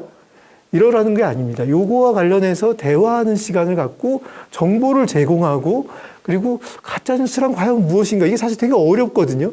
또 자해나 자살 이런 거를 우리가 어떻게 생각할 것인가에 대해서 애 생각을 충분히 하고 자기 머리로 생각할 수 있도록 물론 애 수준에서 해야겠지만 계속 꾸준히 대화를 나눠줘야 됩니다. 이거를 내가 옛날에 했으니까 다 됐겠지 이러면 안 됩니다. 3학년 때 애 머리가 다르고 4학년 애 머리가 다르고 5학년 애 머리가 다르기 때문에 사고하는 수준이 다르기 때문에 매년 해준다고 생각하고 같이 이런 대화를 나누는 식의 시간이 필요합니다. 그다음에 지나친 개인정보 노출. 응? 애들 막 집 현관문 비밀번호도 말해주는 경우가 있어요. 온라인상에서 친구하고 페북을 하다가 친구한테 댓글로 우리 집 현관문 비밀번호를 올려요. 왜냐하면 얘는 그거를 내가 친구랑 대화하는 줄 알아요. 응? 내가 친구랑 대화하는 줄 알죠. 또 그냥 쪽지면은 당연히 할 수 있다고 생각해요. 이 쪽지도 이게 저장돼서 위험할 수가 있겠죠. 응? 저장되니까. 우리가 말로 하는 거는 기억이라는 게 사라지니까 좀 덜 위험하지만 온라인에서 한 건 더 위험하지 않습니까? 이 온라인 괴롭힘 및 악성 댓글도 마찬가지죠. 애들이 착각하는 게 뭐냐면요. 우리 평소에 어떻습니까? 친구 뒷담화 이런 거 하지 않습니까? 친구한테 욕도 해요. 둘이 만나서 에이 미친놈 이렇게 말도 해요. 이거는 별거 아니잖아요. 근데 내가 친구 페이스북에 댓글로 에이 미친놈 하면 이건 큰일이죠. 응? 근데 이게 왜 큰일이냐고 애들은 생각해요. 눈앞에서 하는 게 더 큰일 아니냐. 온라인으로 하는 게 왜 더 심각한 거냐. 근데 온라인은 영원히 남을 수 있고 복제 가능하고 계속 재생산 가능하니까 더 위험한 거 아닙니까? 명예훼손도 일반 명예훼손보다 온라인에 의한 명예훼손이 훨씬 더 큰 처벌을 받지 않습니까? 이걸 애들이 알 수 있습니까? 당연히 모르죠. 그래서 온라인으로 욕을 하거나 남의 뒷담화를 하거나 친구들끼리 채팅방에 모여서도 한 게 얼마든지 바깥으로 알려질 수도 있는 거다. 응? 그래서 그런 게 더 조심해야 될 일이다. 네가 지금 여기서 온라인에서 이 단톡방을 만들어서 욕하는 거는 마치 이런 거하고 비슷해. 네가 친구들하고 얘기를 하는데 누가 그걸 계속 녹음하고 있는 거하고 비슷해. 너 누가 녹음하고 있다면 그 얘기를 다 할 수 있겠니? 응? 약간 위험할 수 있잖아. 녹음한 게 퍼질 수 있으니까. 근데 단톡방은 녹음이 되는 거야, 결국은. 응? 아, 내 친구들 다 의리 있는데, 아, 이 친구 지금 다 좋고 다 의리 있는데 가끔 보면 친구 사이에도 멀어지기도 하고 친구 사이가 이렇게 좀 이렇게 화가 날 수도 있고 싸울 수도 있어. 그러면 또 달라질 수 있다. 그래서 이런 공간에서는 남의 뒷담화를 하거나 남을 욕하거나 아니면 이게 노출되었을 때 내가 너무 망신스럽고 창피할 만한 거는 안 해야 된다는 걸 아이하고 같이 이런 사례들도 많이 있지 않습니까? 응? 외국에 보면 막 대학교 하버드 대학 입학했는데 바로 쫓겨나고 최근에는 보그지라는 굉장히 유명한 패션 잡지의 편집장이 20대에 됐는데 그 사람이 10대 때 응? 욕한 거 아시아인 욕한 거가 나와가지고 바로 잘리지 않았습니까? 응? 10대 때 무려 10년 전에 했던 거 가지고 그럴 수도 있다는 거죠. 이런 거에 대한 정보를 애들한테 줘야 돼요. 아, 이런 게 이런 결과를 낳을 수 있다라는 거를 여러분들이 누가 알려주겠습니까? 친구들이 알려줄 거예요. 친구들끼리 다 몰라요. 어차피. 그러니까 이런 걸 부모들이 알려줄 필요가 있어요. 그리고 요즘 뭐 중학생들 온라인 초등학생부터예요. 애들 당근하면서 중고나라 하면서 위험거래 꽤 하죠. 그러다 이렇게 이게 돈 되는 거 알면서 이렇게 남의 거 훔쳐가지고도 팔고 이런 식의 일들이 굉장히 많아요. 너무 많아서 지금 이 경찰서에서 경찰관 분들이 이것 때문에 너무 힘들다. 일이 진짜 너무 많대요. 응? 아이들이 굉장히 이걸로 많이 들어가고 온라인 도박도 많이 합니다. 애들이 생각보다 많이 해요. 다행히 도박이 줄었어요. 왜냐하면 이제 경마 이런 것들이 지금 코로나 때문에 줄어서 이게 지금 최근에 줄었는데 스포츠 도박도 많이 합니다. 애들이 의외로 많이 하고 스포츠 도박의 메인 세력은 청소년이에요. 응? 어른이 아닙니다. 굉장히 많은 애들이 여기 뛰어들고 있기 때문에 여러분이 관심 가지고 애한테 깔려 있는지도 보고 같이 확인을 여러분이 하시는 게 좋고 애들이 거래하는 거, 중고나라 거래하는 거 너는 거래는 할 자격이 없죠, 사실. 아이들은 민법상 자격이 없잖아요. 부모의 동의하에만 할 수 있는 거 아닙니까? 너의 모든 거래는 나하고 동의하고 내가 같이 나가거나 이렇게 해야 된다고 얘기를 해야 돼, 처음부터. 네 마음대로 거래하는 거 아니야. 벌써부터 저런 거 하고 대견하네. 이렇게 볼 일이 아닙니다. 한 2번 대견하다 3번째 위험한 일이 벌어지는 거예요. 제가 보기에 한 1년 거래하면 꼭 사고를 치더라고. 애들이. 1년간 거래하기 시작하면 집에 있는 물건 슬슬 다 하나씩 내다 팔다가 나중에는 집에 없는 물건도 내다 파는 일로 진전하는 경우가 많아요, 여러분. 그래서 이게 당장 눈앞에 돈이 보이고 이러면 사실 참새 방앗간이라고 이게 흘러가거든요. 그래서 근데 이게 집에서 부모님 지갑에 돈 슬쩍 훔친 거하고 이거는 전혀 다른 일이잖아요. 최근에 지금 큰 사건이 뭐냐면 많이 벌어진 일이 뭐냐면 애들이 이렇게 택배를 요즘 또 택배 시대 아닙니까? 남의 집 택배를 가져다가 그걸 또 중고나라에서 팔고 있어요. 요즘 택배 사고가 많이 발생합니다. 근데 애들이 막 그걸 아주 교묘하게 요즘 마스크도 썼잖아요. 남의 아파트 가가지고 남의 아파트 가가지고 엘리베이터도 안 갖고 계단으로 올라가가지고 이런 일들이 지금 근데 잡아놓으면 멀쩡하고 반에서 반장하고 이런 애들이에요. 이런 일들이 벌어지고 있으니까 여러분 이런 거를 그냥 놔두고 볼 게 아니라 관심 가지고 같이 늘 확인해야 됩니다. 어릴 때부터 당연히 온라인상에서 하는 거는 초등학교, 중학교 2학년까지는 촉법소년 되기 전까지 그때까지 너가 처벌을 받냐 안 받냐 안 받지. 대신에 부모가 책임지는 거야. 그러니까 부모가 책임지는 거니까 부모가 다 확인할 권리가 있어요, 여러분. 이건 내 프라이버시 아니야. 프라이버시 있지. 근데 잘못된 걸 확인할 의무는 부모에게 있다고 하고 당연히 보는 거라고 어릴 때부터 해야 됩니다. 당연히 보는 거예요. 그 다음에는 프라이버시지만 어릴 때는 보는 게 맞아요. 그리고 그걸 아주 어릴 때부터 당연하다고 말해야지 별로 애들이 이상한 짓도 덜하고 나중에 반항도 안 하는데 냅두고 있다 중학교 들어간 애한테 사춘기 들어가는데 이제부터 보자. 그럼 어떤 일이 벌어지겠습니까? 응? 잘 보여주겠습니까, 애가? 그때부터 싸움이 벌어지죠. 그래서 아주 어릴 때부터 당연히 너 핸드폰은 비밀번호 걸면 안 되는 거야.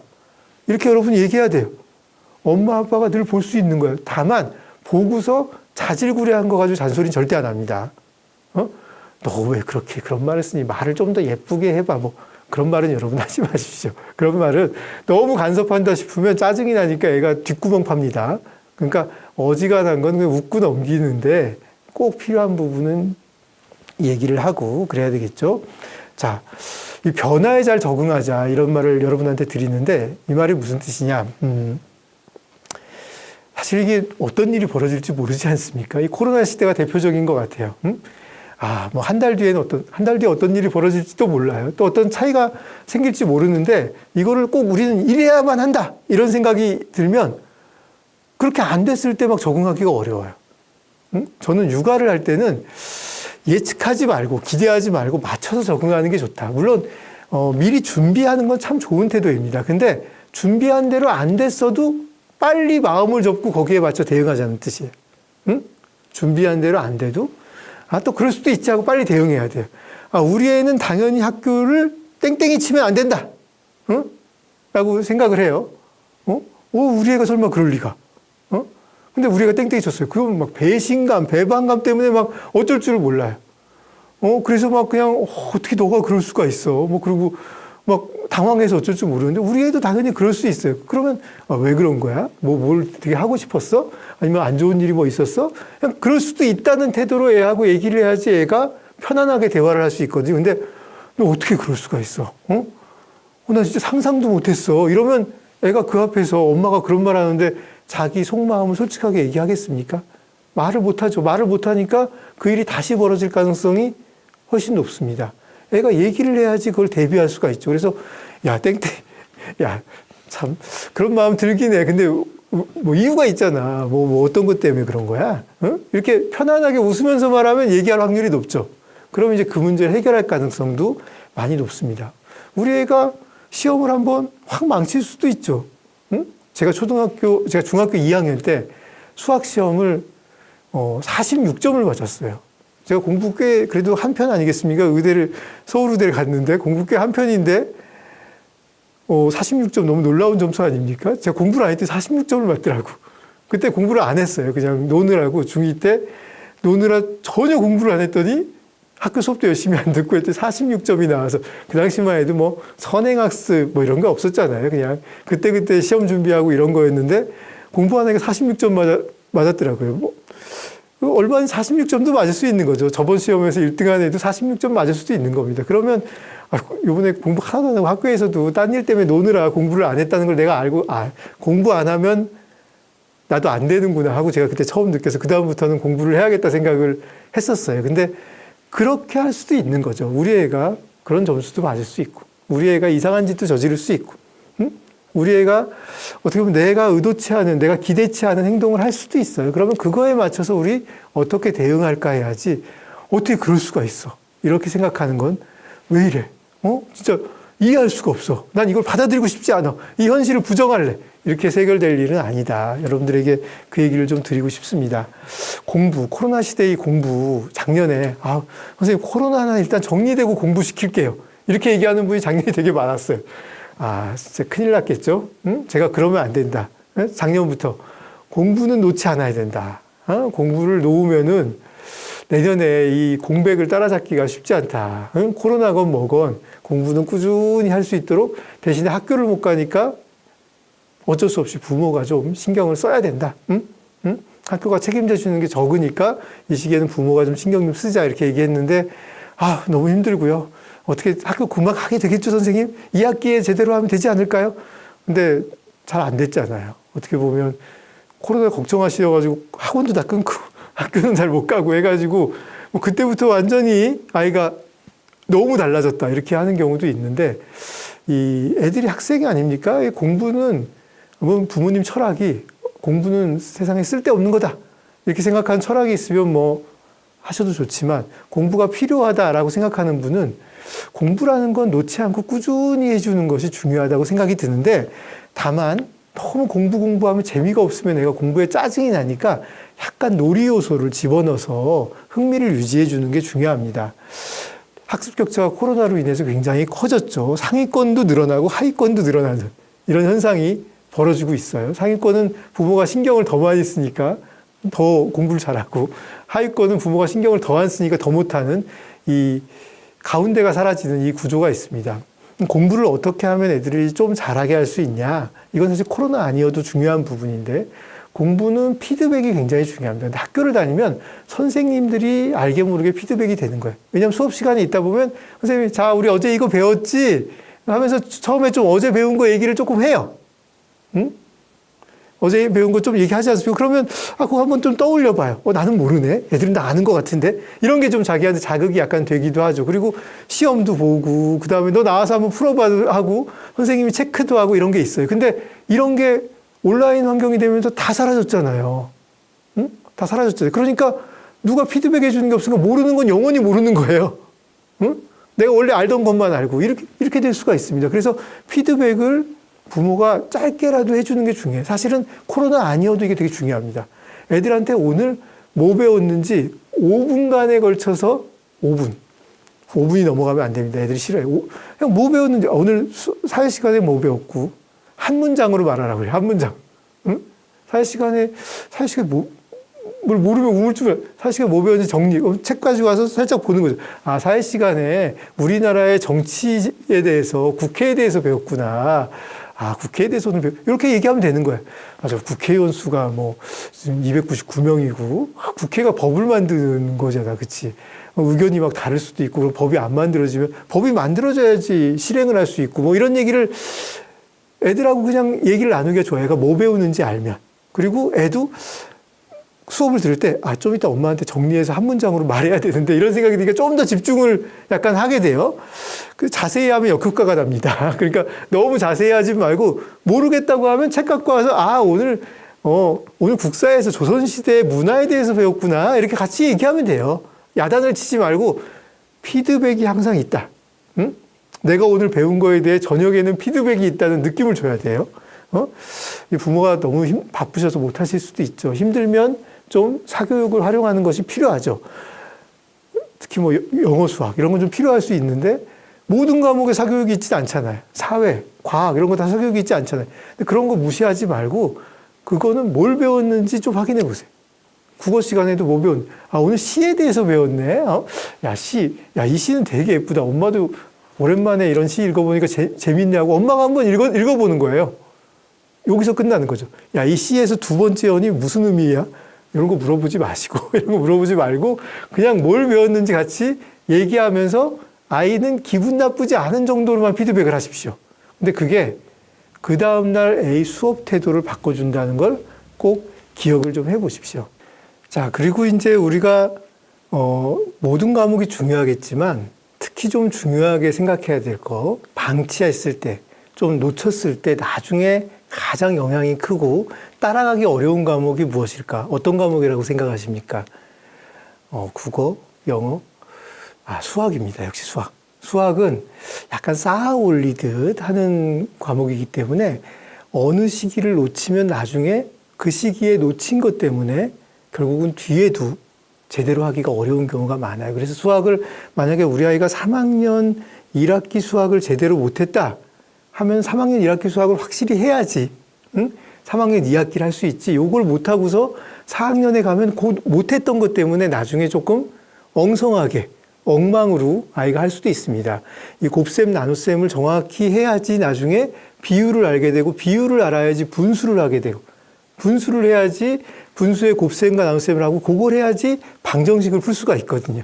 이런 흐름이 있는데 중간에 어느 부분을 놓치면 잘 안 되고, 그래서 이제 아이들이 수포자가 되기가 쉽죠. 그래서 수학에 대해서는 아이가 굉장히 어려운 수학 공부를 시키라는 게 아닙니다. 근데 학교에서 수학 익힘책이라는 책이 있어요. 정말 잘 만든 책이에요.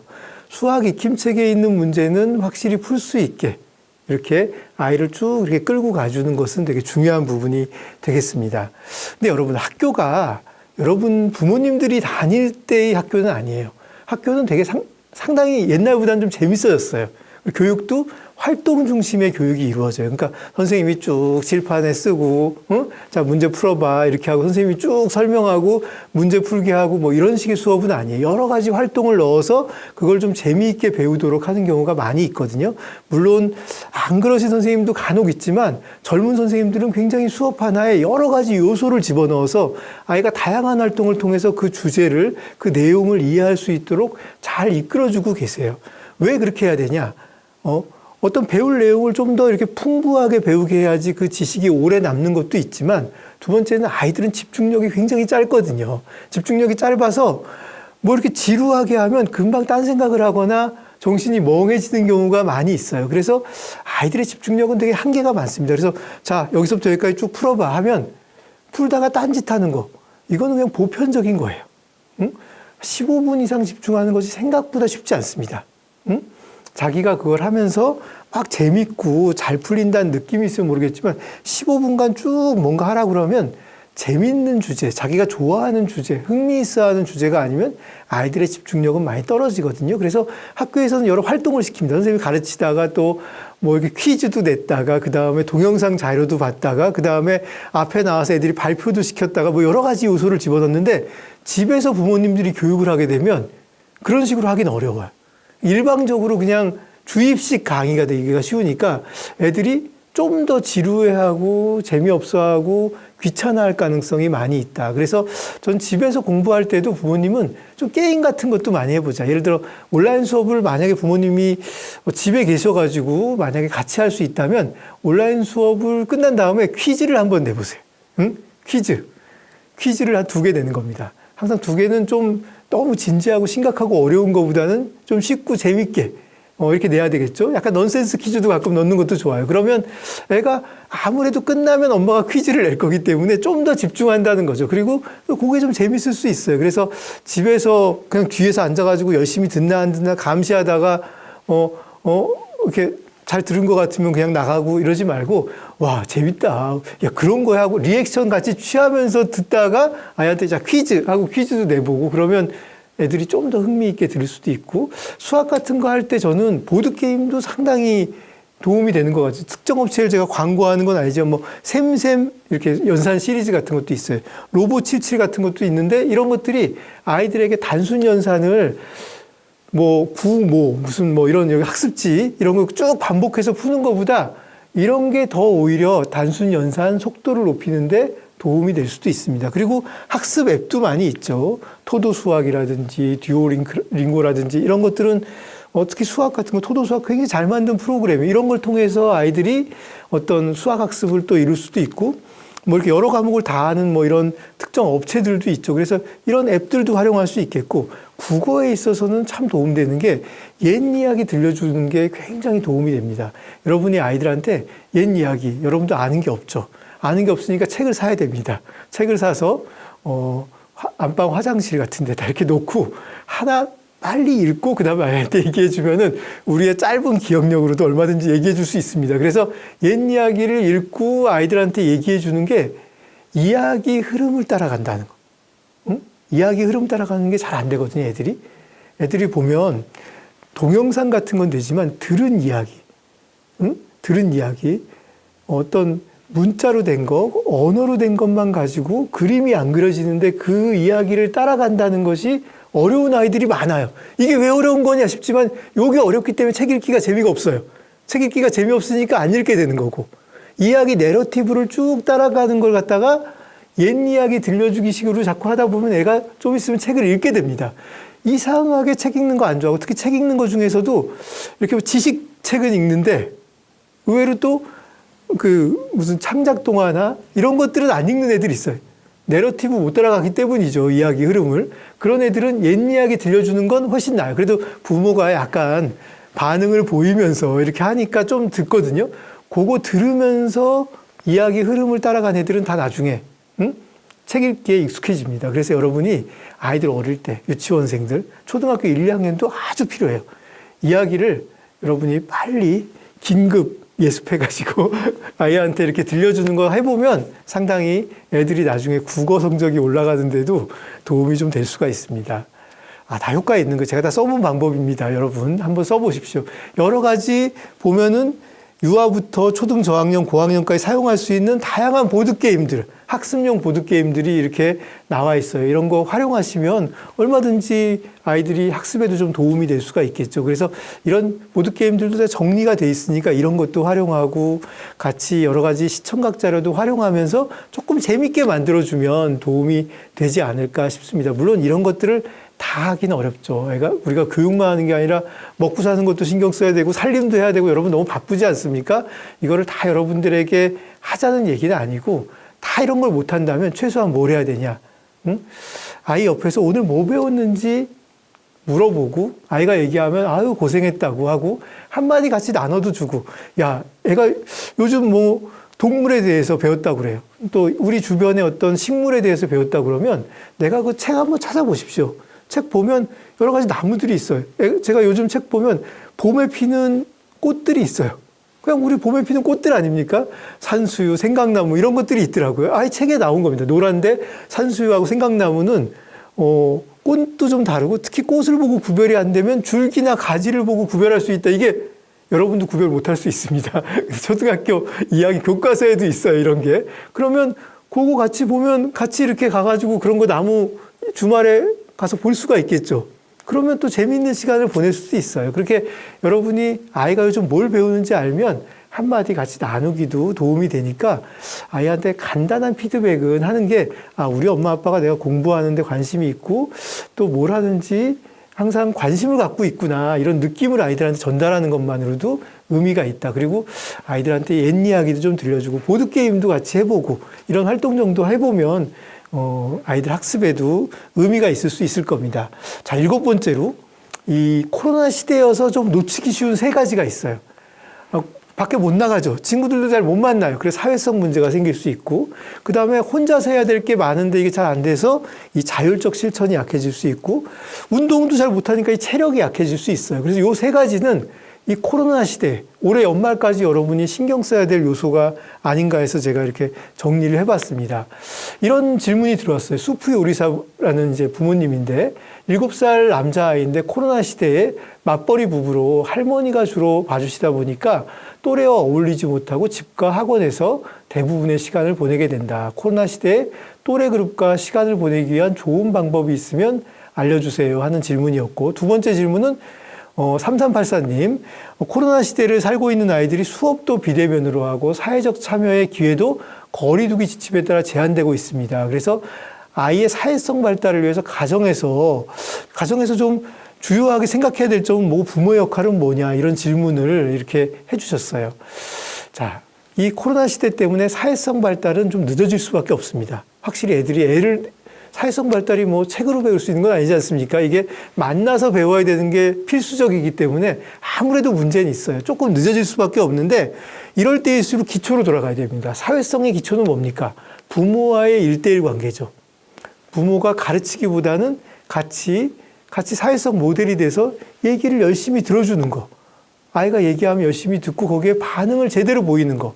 이게 굉장히 중요한 사회성 교육이죠. 제가 병원에서 사회성 교육 시킬 때 뭐 하냐? 리액션. 유재석은 알지 않습니까? 리액션 잘해줘야 된다. 예능 리액션 하는 거 봐라. 리액션을 잘해줘야 좋은 MC가 되는 거.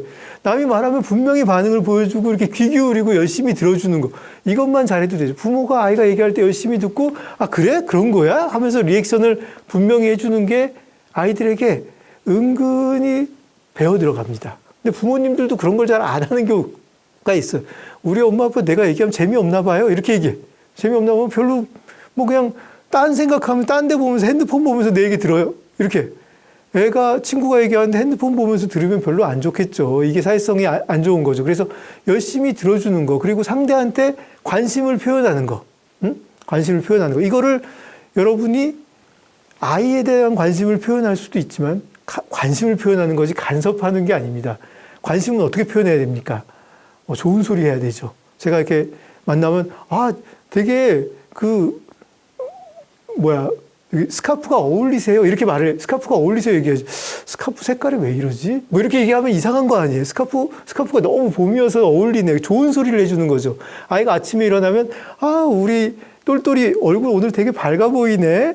이렇게 피부가 오늘 뽀얗지? 이렇게 얘기하는 게 기분 좋게 만들잖아요. 상대한테 기분 좋게 만드는 여러 가지 방법이 있겠죠. 내가 길거리에서 만나는 사람, 아이랑 같이 갔을 때 만나는 사람이든 전화로 누구한테 얘기를 하든 무언가 상대에게 긍정적으로 관심을 표현하고 기억해주고 이런 것들을 애들 앞에서 보여줄 수가 있습니다. 내가 모델이 돼서 내가 하는 사회적 활동에서 그런 행동을 하는 것들을 좀 보여주고 그게 중요하다고 알려주면 도움이 될 수가 있습니다. 두 번째는 간접 관찰이 있어요.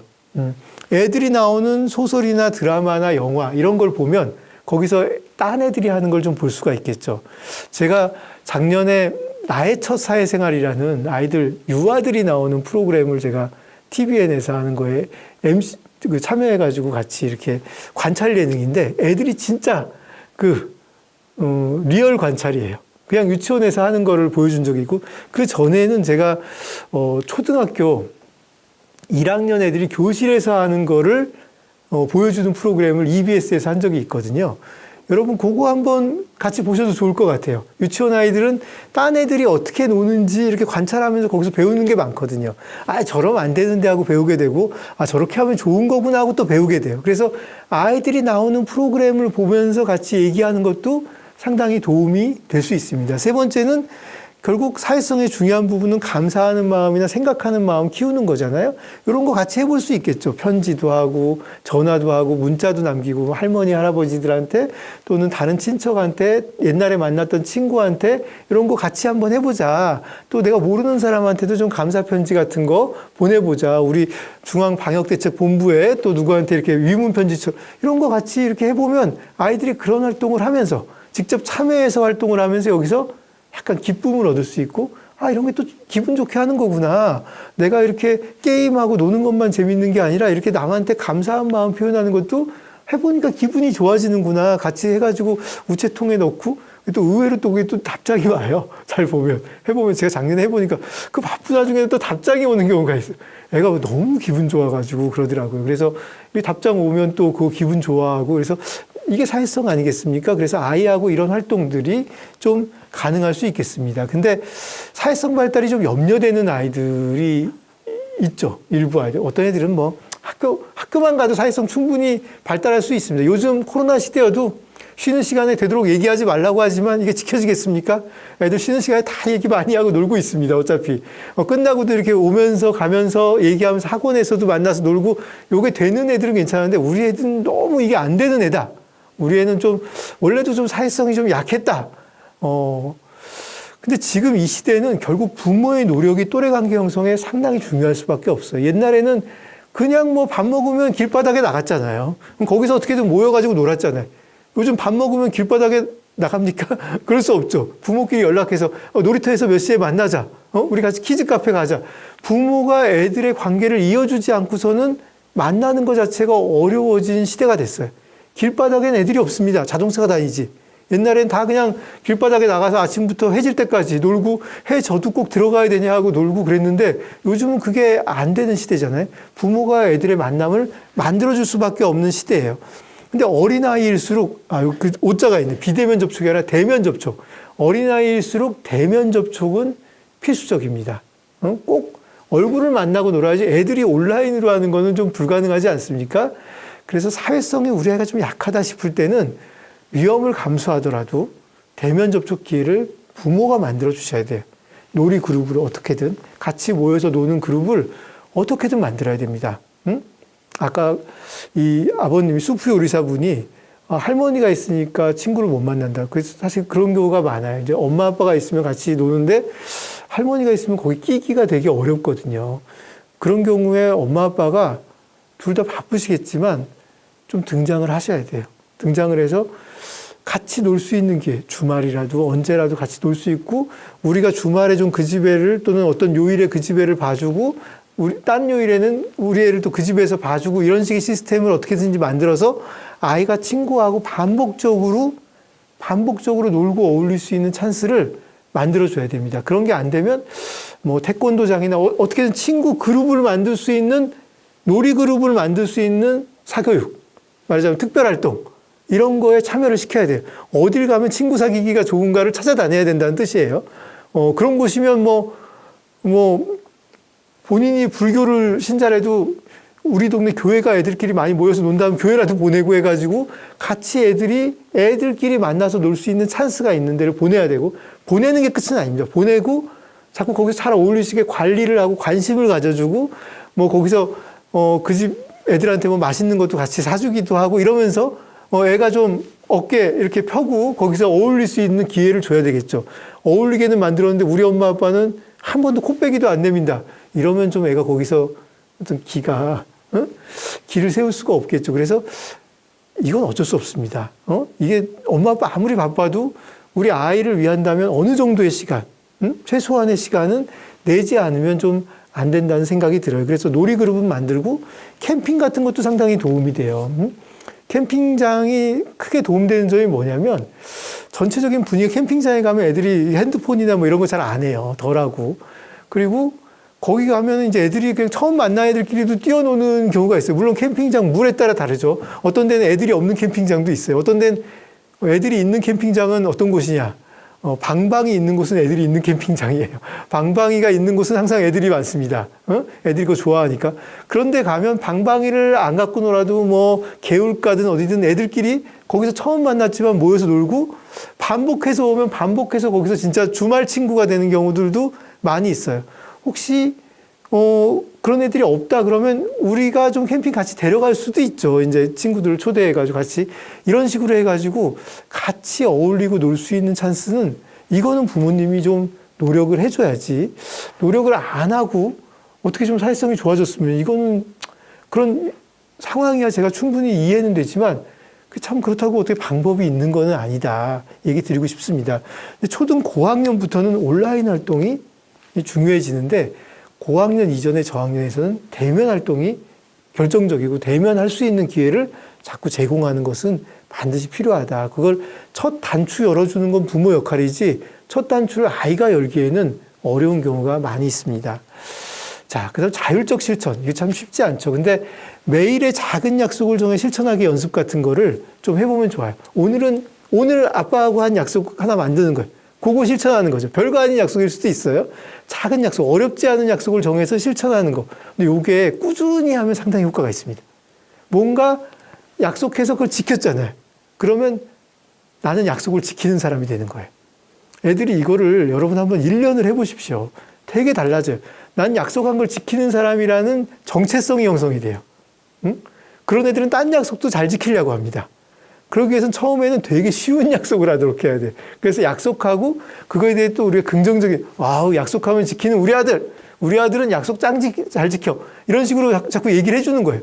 뭐 별로 안 그런 애죠. 근데 안 그런 애지만 내가 그런 식으로 몰아가는 거예요. 암시를 넣어서 약속하면 반드시 지키잖아 우리 아들은. 이렇게 하면 나는 그런 애인가? 나도 뭐 이렇게 그런 애인가 하고 끌려가는 거죠. 이제 그러다 보면 나중에 나는 그런 사람이야 라고 되는 겁니다. 그래서 아이한테 오늘은 우리 아들 아빠랑 무슨 약속할래? 한 다음에 뭐 그래 오늘 저녁까지 화이팅 하고 깜빡해 아니 아직 시간이 다 되지 않았어 아빠가 왔지만 아직까지 1시간의 시간이 있는데 지킬 수 있을까? 이런 다음 또 그걸 지키게 하고 해가지고 나는 지키는 사람이다. 나는 나를 믿을 수 있는 사람이다. 자신감이 뭡니까? 스스로 자자에 믿을 신자이고 스스로를 믿는 마음이 자신감이거든요. 나를 믿을 수 있어야 돼. 나는 뭔가 말하면 지킨다. 이런 거를 만들어주는 게 자신감을 만드는 기초가 되니까 아이하고 작은 약속 만들어서 너무 어려운 거 말고 지키게 하고 학습도 집중의 최소 시간을 정해서 지키게. 이게 금욕 시간이라고 파는 거예요. 넣으면 이제 시간 동안 이게 안 열리죠. 핸드폰 넣어서 야, 너무 길게 하지 말고 15분만 핸드폰 보지 말고 공부하는 거야. 15분 딱 맞추면 15분 뒤에 열려요. 이제 15분 뒤에. 이런 식으로 하는 거죠. 30분 해볼까, 우리? 30분 괜찮겠어? 너무 힘들지 않겠어? 그러면 30분 할 수 있어. 그러면 30분 해보고. 그래서 핸드폰 안 보고 집중하는 거. 이런 식으로 작게 약속을 해가지고 지켜나가는 게 자율적 실천을 처음 만들어가는 과정이다. 이렇게 생각이 들어요. 이 호인님이 초육 아이인데 코로나로 생활 패턴 잡아주기 힘들다. 게다가 사춘기가 온 것 같고 엄마인 저는 잔소리가 늘어나는데 아이와 사이가 나빠지지 않게 엄마의 마음을 내려놓는 방법과 아이의 학습 태도, 생활 습관을 잡는 방법이 궁금하다. 사실 오늘 강의 전체에 해당하는 질문이라고 볼 수 있어요. 사실 이제 사춘기가 된다는 건 애의 자율성을 좀 존중해야 되죠. 무조건 우리가 다 간섭할 건 아닌데 아침에 안 일어나고 그냥 온라인도 안 듣고 이런 건 우리 어떻게 냅둘 수는 없죠. 그러면 아이하고 협상을 해야 됩니다. 우리 이걸 어떻게 할까? 온라인을 듣긴 들어야 되죠. 애도 잘해야 된다는 생각은 있거든요. 근데 이게 너는 또 늦게 일어나고 싶잖아. 이거 우리 어떻게 맞춰서 할 수 있을까? 응? 같이 얘기를 하면서 그럼 우리 이런 식으로 약속을 정해볼까? 너무 어렵지 않게 첫 단계의 약속을 한번 정해봐야 돼요. 그럼 몇 시에 자고 몇 시에 일어나 볼까? 그리고 앉아서 한번 해보는데 아주 지키기 쉬운 약속부터 하고 애를 우선 믿어줘야 되는 거죠. 응? 애도 잘하고 싶다. 엄마하고 한 약속을 지키고 싶다라고 믿어주고 엄마 너한테 잔소리를 하려는 게 아니라 요런 기본이 좀 잘 됐으면 좋겠는데 요 기본을 우리 어떻게 만들어 갈까? 응? 노는 거 뭐 네가 하고 싶은 거 하는 건 다 찬성이야. 엄마는 그 찬성인데 요 기본을 어떻게 만들어 갈까를 가지고 아이하고 계속 주고받고 대화를 하는 거지 내가 일방적으로 명령하면 사춘기 아이들은 안 통합니다. 응? 일방적인 명령은 거의 통하지 않고 자꾸 얘기를 해보자. 이거 어떤 게 더 좋은 방법이야? 네 생각은 어때? 네가 엄마가 됐다고 생각하고 좋은 방법을 한번 찾아봐. 어? 뭐 하면 좋겠니? 어떻게 하면 좋겠니? 난 좋은 방법을 찾으면 엄마가 그걸 도와줄게. 이런 식으로 얘기하다 보면 애도 또 뭔가 얘기를 해요. 응? 얘기하면 얘기한 대로 못 지키죠. 야, 그럴 수 있어. 이거 너무 어려운 거 아닐까? 좀 지키기 쉬운 것부터 해볼까? 하면서 계속해서 어쨌든 그 대화를 하는 과정에서 애가 뭔가 내가 변하긴 변해야 되겠구나. 내가 나를 좀 조절해야 되겠구나 하는 생각을 자기 머릿속에 그 대화의 과정에서 생깁니다. 이 대화를 계속 그냥 웃으면서 한 달간 해나가잖아요. 그러면 그 대화가 애를 변화시키는 거예요. 응? 올바른 행동을 만들 수 있는 생각하는 아이로. 그동안 생각을 안 하고 살았거든요, 애가. 생각을 하도록 만드는 것이 목표예요. 그렇기 때문에 웃으면서 좋은 분위기로 대화를 계속 해야 돼요. 화를 절대 내지 않고. 정소년기에 잠이 많이 오고, 또 이렇게 공부는 누가 만들어내서 이거 자꾸 하라는지 하기 싫지. 마음을 다 이해하면서 그런데 또 이것도 안 할 수는 없지 않니? 이걸 또 어떻게 하면 좋겠니? 이런 식으로 생각하도록 유도하는 것이 굉장히 필요합니다. 현실적인 목표를 세우고 잔소리로는 이 기본 리듬을 못 잡으니까 정성을 좀 들여야 돼요. 그래서 내적 동기를 이용해서 효과 없는 잔소리보다는 어떻게 하는 것이 좋을까? 어떻게 작은 발전, 아주 작은 것부터, 응? 어떤 경우는 온라인 수업 다 안 들어도 애가 완전히 무너져 있다 그러면 야, 1시간은 어떻게 들을 수 있을까? 응? 1시간. 선생님 그거 다 들어야 되는 거 아니에요? 다 들어야 되는 게 맞죠. 하지만 우리는 다 망가져 있다면 아주 쉬운 것부터 이렇게 하나씩 쌓아 올리듯 만들어가는 게 필요해요. 한 2달이면 다 쌓을 수 있어요. 응? 2주씩 한 단계씩 발전하면 다 쌓을 수 있으니까 천천히 발전시키겠다는 생각으로 하면 성공 확률이 높다. 얘기 드리고 싶습니다.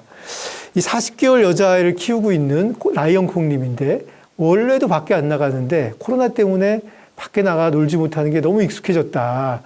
이 시기 아이들이 바깥 활동이 적을 때 생기는 문제, 무엇보다 체력 문제가 있어요. 응? 바깥에 왜 안 나갑니까? 나가야 됩니다. 밖에 나가는 시간 정하고 무조건 나가세요. 응? 아이한테 그렇게 얘기하면 요즘 날씨 풀렸잖아요. 추울 땐 좀 못 나갔지만 야, 식물도 햇빛 안 받으면 죽잖아. 강낭콩 한번 키워보세요. 햇빛 주지 말고 근데 키워보고 햇빛 있는데 키워보면 애들이 딱 압니다. 햇빛을 받아야 돼요. 그래, 우리 콩이도 햇빛 받아야지 하고 매일매일 햇볕 받으러 나가고 햇볕만 중요한 게 아니라 바람을 쐬야 돼. 바람도 안 통하면 식물이 잘 안 큽니다. 햇볕 보고 바람 쐬고 이건 너무 중요한 거야. 나가기 싫다고 해서 안 나가면 시든 강낭콩처럼 된다니까. 그러면 40개월 여자아이는 강낭콩처럼 자기가 될까봐 열심히 나가려고 해요. 그러니까 그런 거는 꼭 해야 되는 거는 반드시 하도록. 부모님이 귀찮아하지 마시고 매일 일정한 시간에 되도록 나가고 비가 오면 비 구경할까 해가지고 약간 비를 피할 수 있는 곳에서 우산 쓰고 아이랑 보더라도 바깥에 자꾸 나가보세요. 아주 미세먼지 심한 날을 제외하고는 아이랑 같이 규칙적으로 나가면 밖에 나가는 거 싫어하지 않게 됩니다. 뭐든지 처음 하는 거 어려워하지만 살짝 익숙하게 만들면 아이들은 적응하게 됩니다. 자, 8번째로 코로나 스트레스에서 벗어나는 거에 대해서 얘기를 드릴게요. 여러분들 뭐 애 키우는 거 지금 제가 너무 많은 거 시켰더니 지금 지쳐 있을지 모르겠어요. 벌써부터. 근데 여러분이 먼저 쉬어야 됩니다. 응? 여러분 마음이 지옥 같으면 애들한테 지옥밖에 줄 수 있는 게 없어요. 그래서 저는 여러분이 번갈아 여러분 편 들을 수 있는 친구를 만들어라. 그래서 내 얘기 다 들어주라고 오늘은. 그 다음에 다른 날은 내가 그 친구 얘기 들어주는 거죠. 그래서 같이 번갈아 내 편이 돼줄 수 있는 내 외로움을 없애고 유대감을 얻을 수 있는 유대감이 우리의 행복의 원천이거든요. 인간 호모사피엔스는 그렇게 돼 있습니다. 유전자가 그렇게 돼 있어요. 혼자 있으면 이상해지고 유대감을 느끼는 게 굉장히 행복을 줘요. 그래서 내 편이 될 수 있는 사람 만들고요. 나를 기분 나쁘게 하는 SNS, 너무 잘나는 사람들, 막 너무 막 올바른 사람들, 막 그런 거, 막 자꾸 이걸 보면 내가 짜증이 난다. 그럴 땐 다 언팔해 버리세요. 그거 보고 있어봤자 필요 없습니다.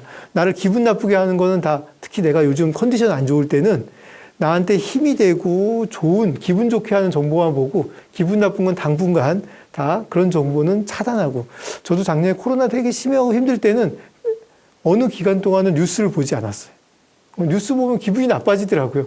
뉴스 보고 기분 나빠질 때 계속 보면서 기분 나쁘면은 제가 상담하는데 큰 방해가 되거든요. 그래서 제 마음의 평화가 중요하니까 당분간은 나를 기분 나쁘게 하는 뉴스는 한 2달간 안 본 적도 있어요. 그래도 얼마든지 가능합니다. 이 구매, 나를 힘나게 하는 일. 역시 택배 아저씨가 나를 힘나게 할 때가 많죠. 그 아저씨가 나중에 카드 값으로 돌아올 땐 괴롭지만 또 술 먹는 것도 좀 그때 기분 좋게 하는데 이건 지나치게 하면 좀 해롭지만 어떻게 하면 내가 힘이 날까? 내가 힘이 나고 내가 기분 좋아지는 일을 꼭 만들어 보십시오. 그게 좀 있어야지 우리가 이 시간을 버틸 수 있다. 그리고 아이한테도 아이의 감정, 기분, 느낌 솔직하게 얘기할 수 있게. 그럴 때는 아이가 감정을 말할 때는 절대 평가하지 마십시오. 어제 친구가 나한테 뭐 나쁜 소리 했는데 그래서 기분이 너무 나빴단 말이야. 근데 걔가 왜 너한테 나쁜 소리를 했어? 혹시 네가 나쁜 게 얘기한 거 아니야? 이런 말 하지 마시고, 응? 말만 들어주고, 응? 감정만 받아주는 식으로 얘기를 들어주십시오. 응? 너 전에도 그 나쁜 소리 들은 거 보면 너한테도 좀 문제가 있는 거 아니야? 이런 식으로 교육 배제하고, 여러분 친구가 여러분 여러분 얘기하고 싶어서 만났는데 나를 데리고 근데 너는 항상 태도가 좀 그렇더라고. 나한테 뭔가 가르치려 들면 기분 너무 나쁘지 않습니까? 그래서 감정 오로지 들어주는 시간 꼭 가져보십시오. 그리고 나도 좀 엄마 이런 것 때문에 너무 속상해하고 엄마 토닥토닥 해달라고 하면 애도 의외로 잘해요. 그러면 또 의외로 또 그게 힘이 나기도 합니다. 그래서 서로 감정을 나누고 그리고 또 속상한 거 말할 수 있는 시간이 도움이 됩니다. 자, 그 다음에 이 시간 여러분 코로나로 많이 힘들고 또 어떤 때는 아이가 너무 말을 안 듣고 힘들지만 이 육아라는 게 힘든 시간이 계속되지는 않습니다. 이 시간은 힘든 시간은 끝이 난다. 힘든 시간은 끝이 나니까 여러분 너무 이게 언제 끝날까 생각하지 마십시오. 육아는 기본적으로 이렇습니다. 처음 10년은 몸이 너무 힘들고요. 해줄 게 너무 많아요. 다음 10년은 마음이 힘듭니다. 해줄 게 별로 없고 해봤자 애가 싫어하고 그래서 마음이 힘든 10년이 있고 그러면 애가 떠나는 거예요. 몸 힘들기 10년, 마음 힘들기 10년이면 아이는 내 곁에서 떠나는 게 육아의 본질이에요. 그러니까 이 시간은 결국 끝나고 정말 힘들었던 시간 몇 달 그것도 또 지나고 나면 훨씬 나은 시간이 있어요. 이렇게 요즘 벚꽃이 이제 지고 있죠. 제가 예전에 우리 아이가 10살 때 제가 벚꽃을 아이랑 같이 보면서 이런 생각이 들었어요. 막 봄꽃이 너무 아름답더라고요.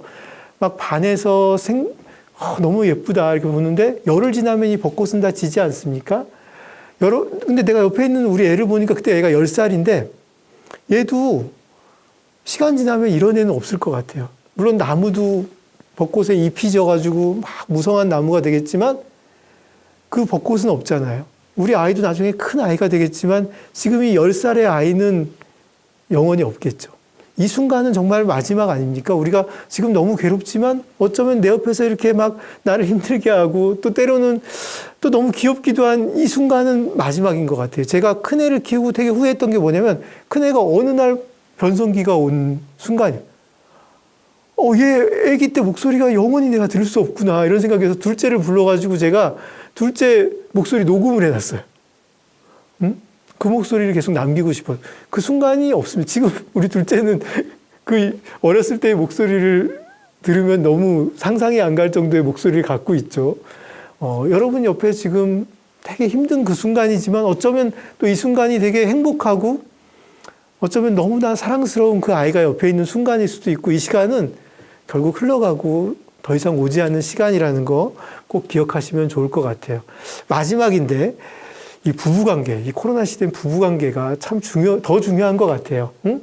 비난보다 좀 함께하는 태도도 참 중요합니다. 이게 서로 집에서 싸우면 집안 분위기가 막 이렇게 어둡고 막 분열적이고 갈등이 있는 상황에서 애들이 행복하기란 상당히 어렵지 않겠습니까? 그래서 우리는 서로 모르는 사람끼리 만나서 같이 사니까, 응? 한때는 뭐 호르몬 때문에 너무 사랑한다는 생각이 들었을지 모르겠지만 이게 계속 그 감정으로 갈 수는 없지 않겠습니까? 그러면 서로 다른 사람이라는 걸 인정하고 다른 생각, 다른 경험을 가졌기 때문에 이거를 왜 나하고 생각이 다르지라고 생각하는 거는 의미 없는 생각이고 나하고 생각이 다를 수밖에 없다. 근데 우리가 이걸 같이 할 일이 많으니까 서로 어떻게 타협해가지고 같이 할까? 내 생각만 꼭 옳지 않고, 응? 당신 생각만 꼭 옳지 않고, 당신 생각은 다 틀린 것도 아니고, 우리 이걸 어느 선에서 같이 함께 할 것인가를 많이 생각해서 적당히 타협하고 협상하는 모습을 아이한테 보여주십시오. 사실 아이에게도 그게 굉장히 중요한 삶의 유산이 된 거. 그리고 아이도 살면서 누군가와 타협하고 협상하고 적당히 만족하고 그 다음에 적당히 인정하고 이 지내는 걸 알아야지 인생을 편하게 살거든요. 이걸 아이들한테 여러분이 매 순간 보여주고 있다는 걸 잊지 않으셨으면 좋겠어요. 서로 격려하고 단점이라는 건 누구나 있는 거니까 그냥 어차피 헤어질 거 아니면 장점 살려주면서 각자 역할을 하고 어느 방식이 꼭 옳은 것. 지금 오늘 제가 얘기했다고 내가 말한 게 다 옳은 것도 아닙니다. 애 키우는 거, 사는 방식은 사실 정답이 없는 거 아니겠습니까? 저는 약간의 팁이 되는 거를 좀 드렸을 뿐이지 여러분이 각자 적용하기 나름이라는 생각이 들어요. 어느 한 방식이 옳은 건 아니니까 이렇게도 해보고 저렇게도 해보고 우리가 협력해서 좋은 방법을 찾고 다만 육아를 한 부모가 떠맡지는 않고 어느 부모든 한 분야는 좀 맡아보는 것도 좋아요. 예를 들어 여러 과목을 한다면 영어, 수학을 나눠서 하더라도 응? 아이 뭐 씻기는 건 아기가 어리면 씻기는 건 내가 하겠다. 기저귀 파트는 내가 하겠다. 이유식 파트는 내가 하겠다. 한 분야는 맡아서 이렇게 좀 책임지면서 하는 그냥 어떤 경우가 제일 안 좋냐면 엄마의 비서 역할만 하는 거예요, 아빠가. 이러면 육아가 안 늘어요. 응? 차라리 분야를 나눠서 어떤 분야는 아빠가 중심이 되고 엄마가 조수 역할을 하고 어떤 분야는 엄마가 중심이 되고 아빠가 조수 역할을 해가지고 이렇게 한 분야라도 아빠도 책임지는 육아를 하는 게 훨씬 육아 능력도 키우는데 좋고 그리고 장기적으로 보면 육아 책임감이 올라갈 수가 있습니다. 그래서 엄마가 다 자기 마음대로만 하려고 하지 마시고 못하더라도 아빠한테 믿고 맡겨서 처음에는 이상하게 하지만 나중에는 점점 좋아지니까 믿고 맡겨보시는 것이 더 도움이 될 것 같아요. 제가 육아 10계명 이렇게 정리를 쭉 해봤어요. 가정의 분위기를 밝게 가져가자. 즐거운 일을 함께 해가지고 좋은 관계를 만들자. 틀은 근데 잡아가야 된다. 좋은 관계 만들려고 그냥 애가 원하는 대로 무조건 끌려가서는 안 된다. 온라인 환경, 이거 신경 써야 된다. 같이 하면서 배워야 된다. 변화에는 적응하자. 그다음 공부는 놓지 않고 놓치기 쉬운 세 가지 사회성, 자율성, 체력. 이거 기억하고 좀 채워주려고 노력하시고 스트레스에서 벗어나는 게 무엇보다 중요하고 힘든 시간은 계속되지 않으니까 이 시간을 소중히 여기자. 그리고 부부관계 중요하다는 거 여러분에게 10가지 정리해서 얘기 드리면서 오늘 강의 마치도록 하겠습니다. 예, 여러분 감사합니다.